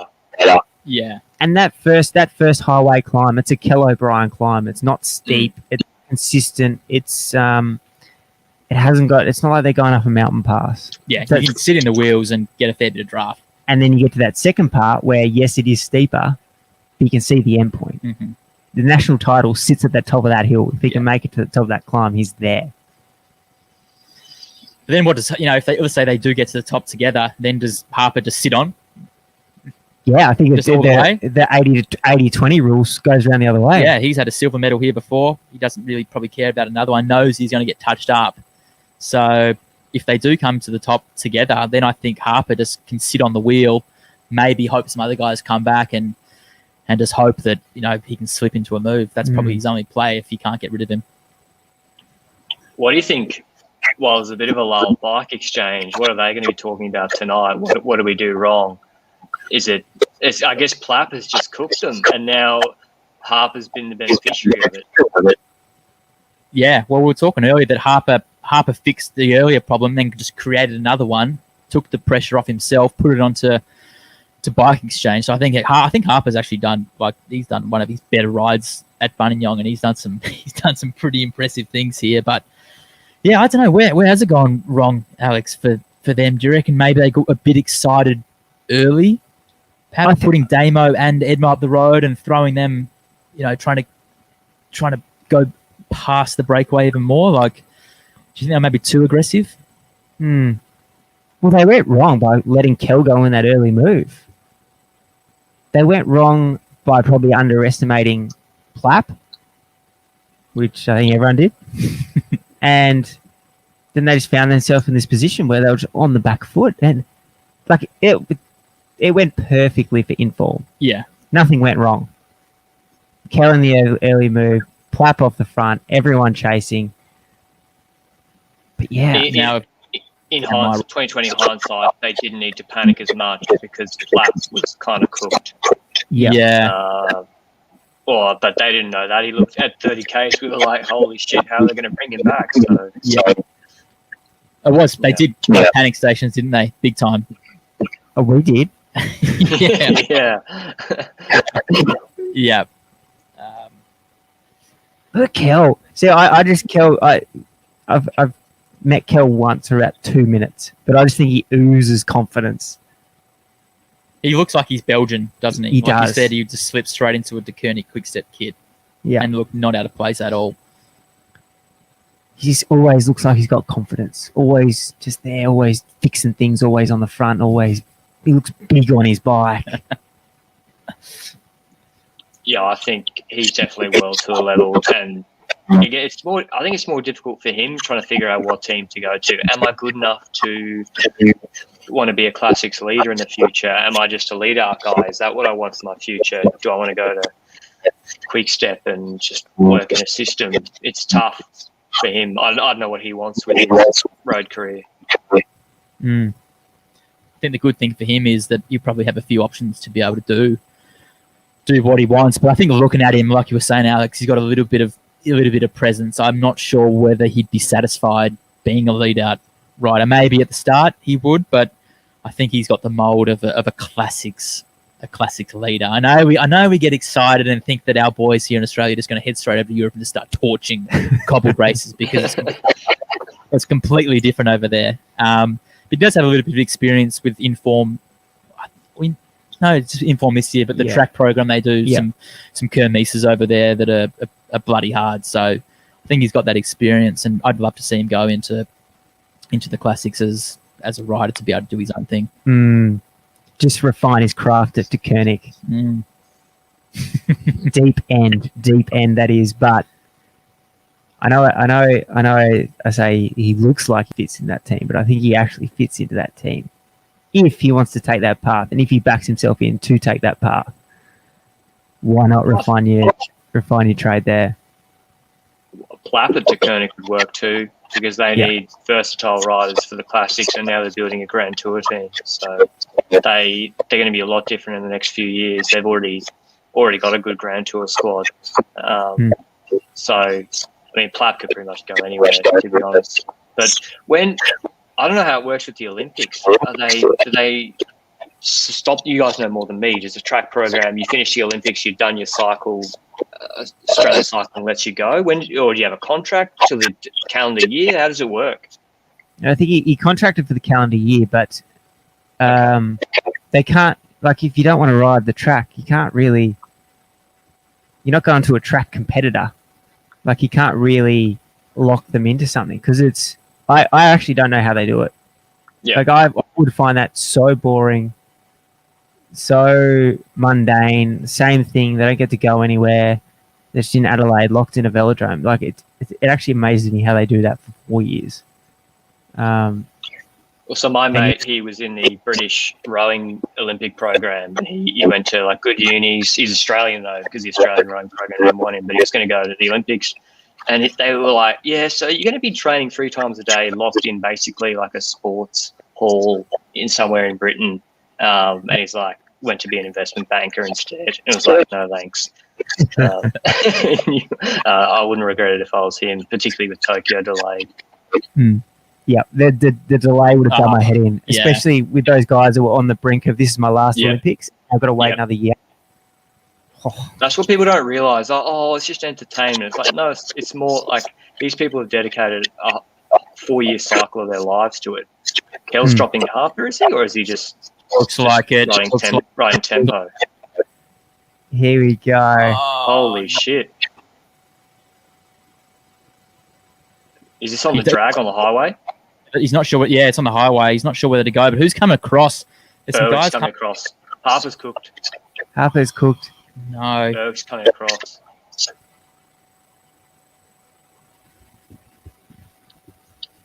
I'm going to get 2G'd up if Berwick wins this. So just try and calm myself. Kell looks so smooth. Yeah, Jesus.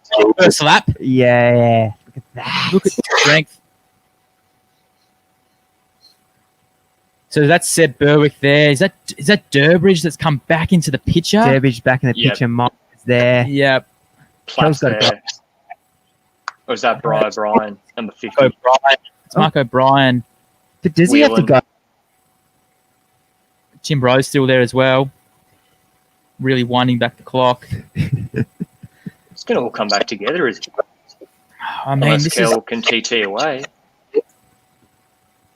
It's coming back together, but also if it comes back together, Kell's probably the favourite in the group. Yeah, but not if he goes. Not if he goes all in here. You think if well, that's what I mean. He's got to make the call. If Kell gets to the top with 10 seconds, you probably think it's done because it looks like it's Durbridge here. Everyone else looks completely dead on their feet. Cam Meyer's been dropped before, and it looks like that gap's just kind of just growing and growing. Harper's completely blown to pieces, which is a pity because he's probably been.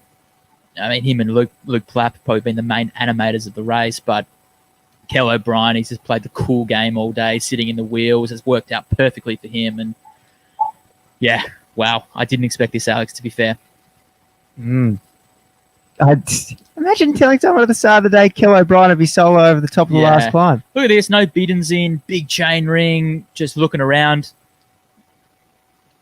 Boom. Just completely blown up. Yeah, big time. It's almost like he didn't get a feed at the right time. Like, it's kind of strange, right? Because he was dropping like yo-yo and Kell off the back of the last laps on the hard point of the climb. But that's the thing about this race. It's so hard.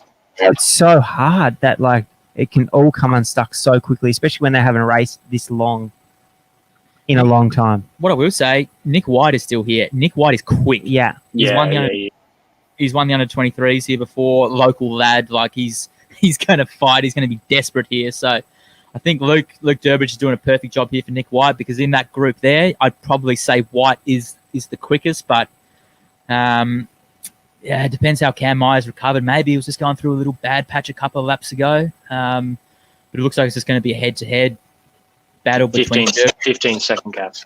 About 14, 15 seconds. You don't see anyone else helping out Durbridge here, I don't think. Is someone going to go here? Surely. Last hurrah. Maybe Kel's thinking, you know what, I might just come back to the group and torture you blokes in the sprint. That's risk on, though. That's risk on. I don't think that's what he's going to do. It's a high amount of risk attached with that play, but geez, he looks good. I think they're going to catch him. Someone's attacking out of that group now. Maya? It's O'Brien. He's thought, you know what? I've come so close so many times. I don't care if this is my teammate. This is my chance to win the national. Nick White over the top. Scotty Bowden in the wheel. Doing? What's he doing? That was very strange. That is bizarre. They're taking to the top, though. It might work, though, if Kel can stay with this group of two. Exactly. Mark O'Brien might just be able to pull now, but I wouldn't want to be coming to the line with Nick White. Go on, Scotty, lad. He's there. Oh, he's digging post holes. I think Kel's pretty tired. Marco sniffs it. Marco wants this. He wants this. You know what? He's thrown the team rulebook out the window at the moment. He's thought, I've come so close before. This might be my only chance. He's just doing his own thing at the moment. This is good. This is good. I think it was the right play, even from an informed perspective. I think they were going to catch Kel, so he just jumped before the inevitable happened. I think White was probably going to bridge across to Kel anyway. White's looking good. This is good here for someone like Scotty Bowden to maybe just create the surprise, to be able to jump away. But I still think in form of, with the two guys, it's not like Kel's completely blown like Luke did. I think he's still got good legs, and it looks like Marco's just going to pull here to maybe just stretch that gap out for Kel. But like I said, I wouldn't want to be taking Nick White to the finish at the moment. Yeah, I mean, he's probably going to be quicker than Kel. Kel's been out there for a fair while, but Kel gets to sit in now because O'Brien's pulling. What would the bookies have said about this group of four going into the finish on their own? Wow. Who's the third rider? Sorry, number one on the 1-2-1. Scotty Bowden, a boy from Hobart. Okay. Oh, Rio Olympian on the mountain bike, and he did the road race too. Did the road race as well. See, Nick White again. I feel like if he was Italian or French, he'd have a world tour contract. In Asia last year, I thought he was pretty good. And when you do win, here we go. The two Bike Exchange boys. Geez, Durbridge has been incredible today. He's been dropped many times, and he always comes back. He always gets up for Buninyong, doesn't he? He loves it. They might just get over here, because I'm not sure whether these. You go.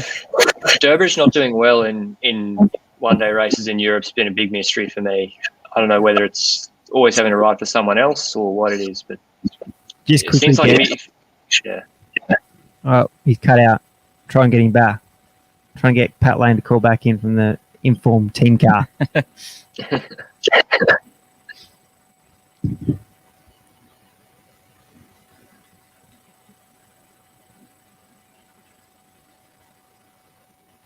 I think Durbridge is going to mow them down. Hands down. Just by himself. Again. That's crazy. He's dropped them off his wheel. I know we've talked about this so many times. He's riding for himself now. We've talked about it times, but this race just changes just so quickly. It's to be Harper and Kello Brien just two up to the finish this time the last lap. Here's Pat coming back into the picture. Let's see if we can get Pat back into the straight. Paddy, what's the call? Nerve-wracking back in, that's for sure. Are you backing Kel in here? Yeah, we don't have radios, so it's up to them, really. They can't get up there at the moment, but Nick White's a bit of a danger. Kel's a hard race, but I'd definitely back to do it if he can get up. Get there with decent legs. I think Kel's quicker, but you never know at the end of the road nationals, so fingers crossed. It's no surprise to see Marco tearing it up in the last couple of laps of Buninyong, is it? It wouldn't be a road nationals if Marco wasn't there. How was Lukey Plapp? Obviously, just left it all out there on the road and just probably blew up a little bit with 2-3 laps to go, but some performance from him. yeah, for a 20-year-old who should be in the under 23s, it's very impressive. We knew he had to be on the front foot, and it was early when he went. But if we weren't, we would have been chasing Bike Exchange, and I think that's what's really set us up. So hats off to Flappy on another great ride. This race has just changed again. Debo's just almost brought this group back. We're about to head into the finale with another different dynamic. Is Kel try and go solo here, Pat, or does he? I'd probably, if I had a radio, I'd say to Marco to just ride him in probably and let Kel have a sprint. I don't think there's anyone in there that can beat him if he's still got legs, but I'm not sure how he's feeling at the moment, so it's a bit of a risky one to say. Yeah. Will be cool, Cambo. Yeah, I mean, I agree with Pat. I know that Kel's been out there all day, so it might be his legs might be a little bit zapped, but everyone's had a hard ride at the end of Buninyong. No one's had an easy day, so I think it's probably Nick White and Kel are the two quickest guys there. But if these guys come back and got 8 guys, and it just becomes a little bit of a lottery, and I might just be able to slip off the front. Cam Myers a danger man in that one. He doesn't look that great out there, but he's always good to pick that move. Yeah, full time. O'Brien's riding tempo on the front now. Kel's fifth wheel. I think there's going to be other attacks now before they go in, so O'Brien's going to have to shut them down. And Kel looks pretty good. He's right, fellas. I'm going to leave you to it for the final. Thanks, Batty. Enjoy the final. Thanks for joining us. Mate. Yeah, exactly what Pat was talking about. Alrighty. Mark O'Brien just trying to keep it together now for the finish. I think that's probably their best bet. I don't see Kel really being able to, go by himself at the moment unless he just let go clear. No one's really going to be strong enough to just simply ride away. It's just going to be that hesitation and who can pick the right move. But with the numbers there, exactly what Pat was saying, Marco to just ride it in and Kel to just try and beat everyone who's there. And like we said, I think White's probably the main danger man and maybe Meyer just finds a third or fourth wind. Who's the Sapura rider? It's Corley, is it? No. Is it cool? Jesse Ewart. Yeah. Good climber. Don't think he's too quick. Okay. But he's done his fair share on the Italian circuit, so he's a hard man. Yeah, he is. He knows a circuit race. Yeah. I think if there's lots of attacks in the next 3.5, I still think Kel being one of the attacking over the top of someone mightn't be a bad option if O'Brien's probably not going to be able to ride him in the whole way. So I don't think so. Would you attack if you're Harper again? Harper's not here, sorry. Who's the Durbridge? Does he attack again to try and set something up? I think anyone that's not Kello Brien has to try and do something because guys like Scotty Bowden, Jesse Ewart, you just got to try and see because unless they're happy to just maybe ride in and try and get a podium, which is a massive result for guys like that. So that's actually something else they could be thinking of, maybe just not going for the win. Durbridge is back to this bike exchange, kind of looking back on the race and what they could have done. Durbridge being here in the finale shows how good a nick he's in. Yeah, big time. Do you reckon he put the 55 on like Miles did a few years ago just to wind it up on the downhill into town? But this is what we're going to see from now on. Except for Kel and Nick White, they have to throw it down. Yeah. But the good thing here... Oh, Jesus. Marco's got to get back now to be able to keep things welded together.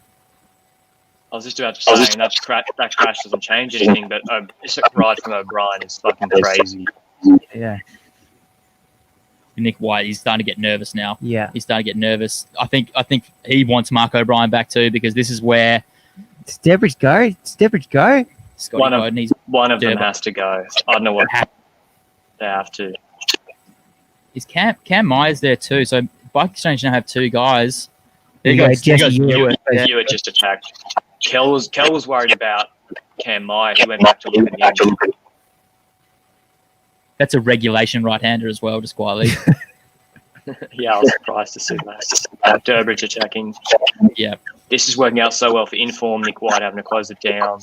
Yeah.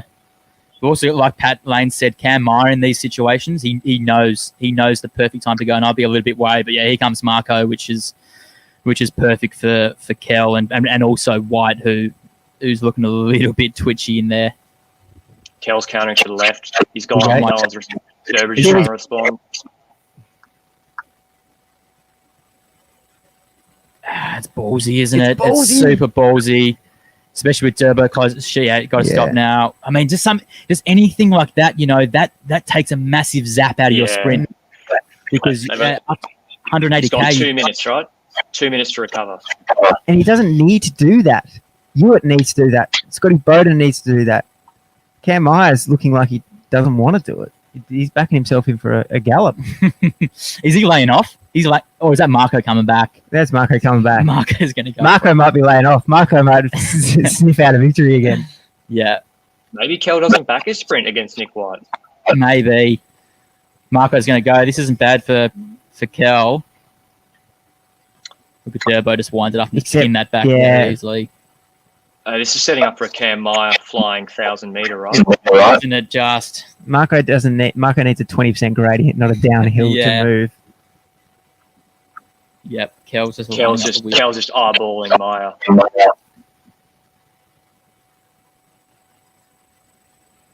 This is the move, isn't it? Just to come from the back, whoosh. Go on, son. Everyone to look up. Man, Durbridge, he must have got a lot of faith in Cam Meyer to finish this off. Nick White set up perfectly, but I think, it's all about Kel, isn't it, at the moment? Or he's going early. Kel's gone from 6 to 500. What's he doing? Oh, my God. He's right. He's got a gap. He's got to win in the seat. Unless Cam Meyer comes from the back. Is he blowing up? Boy. He's blowing up. Oh, no. He's gone too early. Scotty Bowden!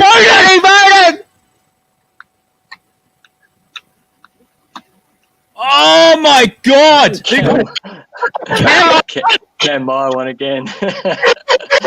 No. Yeah. That's going to be the strangest finish I've ever seen. Was the strangest race of all time. 20 minutes ago, we're thinking, what a buck exchange going to be doing in the debrief. They're going to be feeling sorry for themselves. They're going to be cracking champagne in about 10 minutes' time. That was the most ridiculous finale. Kel's going to be kicking himself. I think he's cost himself there. Big time. He butchered that so hard. Big time. I mean, 1,700 meters he went, and then 600 meters. And the gap that he got showed how quick he was. Look at these two. Look at these two, the Buninyong specialists. Yeah. Durbridge and Meyer. That is craft. That's craftsmanship. I know. Aren't we looking like dickheads? Yeah. No, I don't take back it. There's no way. That's not the way Bike Exchange drew that up. They're like, holy shit, how do we still win that? That doesn't make any sense.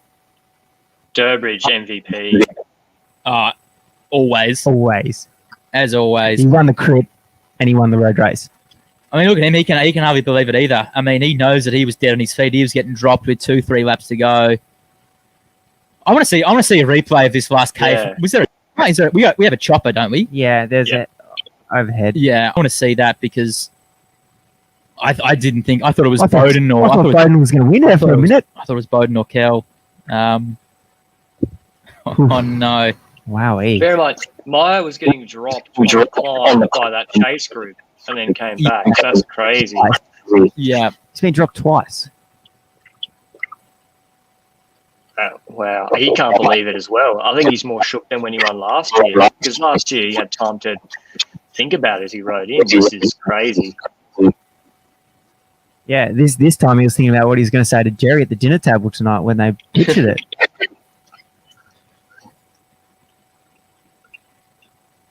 I think Kel's move would have been fine without the 1,700-meter attack. I think the 1,700-meter attack, as you mentioned, that little 2%, because he was still pretty close to winning, could have changed it. Yeah, he would not have recovered from that. That just would have taken a little zap out of the leg. But he still got the gap. He still had the punch. He didn't need to go from 500 exactly. either. I mean, he would have been fine to do a 200-meter sprint. He literally gapped them. He blew their doors off. I think he'll be kicking himself a little bit, but I mean, I think he's got to be happy with his performance overall. I know he didn't get the victory, but this was a good year to win when the field was a little bit shallow. But yeah, I mean, wow. Luke Durbridge was absolutely ridiculous today. 3 votes for me. I can't hear what Cam is saying, but on the TV, but I assume he's saying I can't believe it. And Durbridge is... Durbridge, he worked from like 12, 14 Ks, not mentioning what he did before. Here's the overhead. Here we go. Oh, no, saddle, Cam Meyer. Nah, Scotty was never getting there, even if that little chop didn't happen. Oh. I guess Meyer had to come out of the wheel. Yeah. Nick White, flat. That's what we were talking about earlier when I asked you guys. I said, have you seen Kel sprint before and what's he like sprinting? And it seems like he wasn't comfortable backing himself in for a 200-metre sprint. That's why he's like, everyone was looking the wrong way. I'm going to sneak up on Whelan on the left-hand side at 600 and try and catch him by surprise. Yeah, it was like, I don't know why he didn't just back himself in. I mean, he obviously knows that his 30-second power was as good as anyone's, but I'm guessing his 15 is better than anyone else in that group's too. But wow, can't really. I don't know what just happened. I just won that race. I don't know what just happened. Yeah, he still got second. Yeah. Jeez, that's a big one for Scotty Bowden. That's a big one for Scotty Bowden. Has never really converted his MTB results to the road, but that is a genuine result. That's a big result, and like I was saying earlier in the show, he was probably not going to do it. He wasn't feeling it, but he was like, I'm in really good nick, and there's no way I can be sitting on the couch at home watching this race knowing that I'm in good shape. So I think the investment in his trip to come over has paid off big time. I actually wouldn't mind hearing this from Durbo just quietly. Turn that up. Turn this up.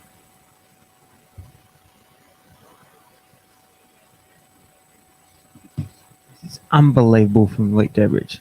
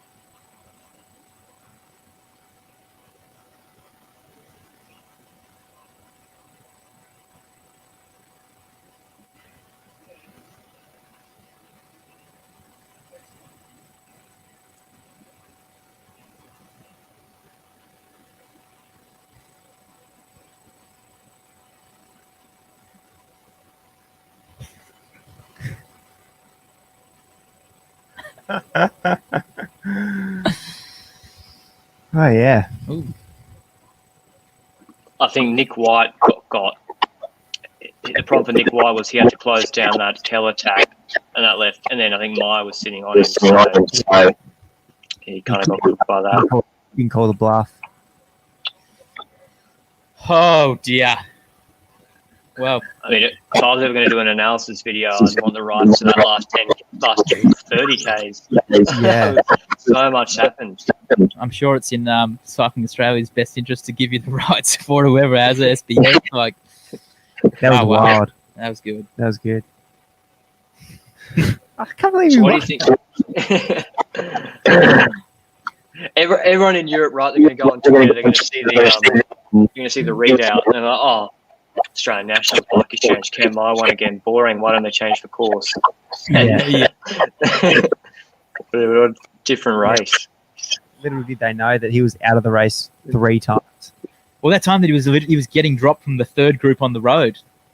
Yeah, I thought that was game, set, and match. He was their first rider on the road. There was Kell's group, then there was the other group. He was bridging to the second group. But I think, and then Turbo was there somehow. Where on earth did he come from? He blew like 4 ago. I think he summed it up perfectly. He's like, on this course, just keep riding. Yeah, and you just you might come back. And it's clear without Durbridge there was no way that Cam was going to win. But yeah, I don't know what to say. What am I talking about? Yeah, no, it's out of control. Well, that's why they have it as such a long race. Like, if that was a 3-hour race, probably wouldn't have been as exciting. But Yeah. the attrition just made that last 40, 30 so good. Yeah. I feel for Kel. He's not going to sleep well tonight. No, and Plapp too. And- I think. Oh, nah, Plapp knows. I left it all out there. Yeah. Not that Kel didn't leave it all out there. I Plapp just He's completely gonna- was emptied. That sprint's just going to be going through his head. Why'd I go? What was I doing? Thinking about the different scenarios, different analysis. He was the best sprinter there. Probably the strongest rider too. I know. See, he still got so close to winning. That's the thing. We saw him blow up at like 100. He's crashing his cycle around, and he was still going quick. And mine was struggling to close him down. The one saving grace is it's not like he's going to be going to Europe riding a lot of road races anyway. If he had won the jersey, so at least it's on a guy riding on the road. He's going to be no races. Yeah. You can't wear it on the Olympics. Yeah, so that's a consolation. Look at Paddy in the car there, just so G'd. See, look at him here. Durbo's blown. Maya can't go with him. Harper and Kel were just ripping them a new one. Yeah. Like, that's race over. Yeah. That was so long ago that Chris Harper was the best guy there. Yeah. It puts it into context about how well Kel's going. Like, if he can blow Harper's doors off. Yeah.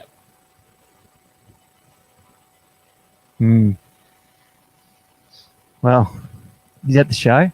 I think so. I'm shocked. I've forgotten about it. Yeah. Yeah. It's gonna be worth watching the replays. Thank you to everyone for tuning in. Thanks for your time. And good to have you on the show. So It was good fun. we'll just sit back and process that for 10 minutes and then carry on with our days. All right, thanks guys. See ya. Thank you very much. Oh, and just another thank you to the tube man up the back for running tech all big day. day on the tools. Big day on the tools for Riley Hart. Gracias.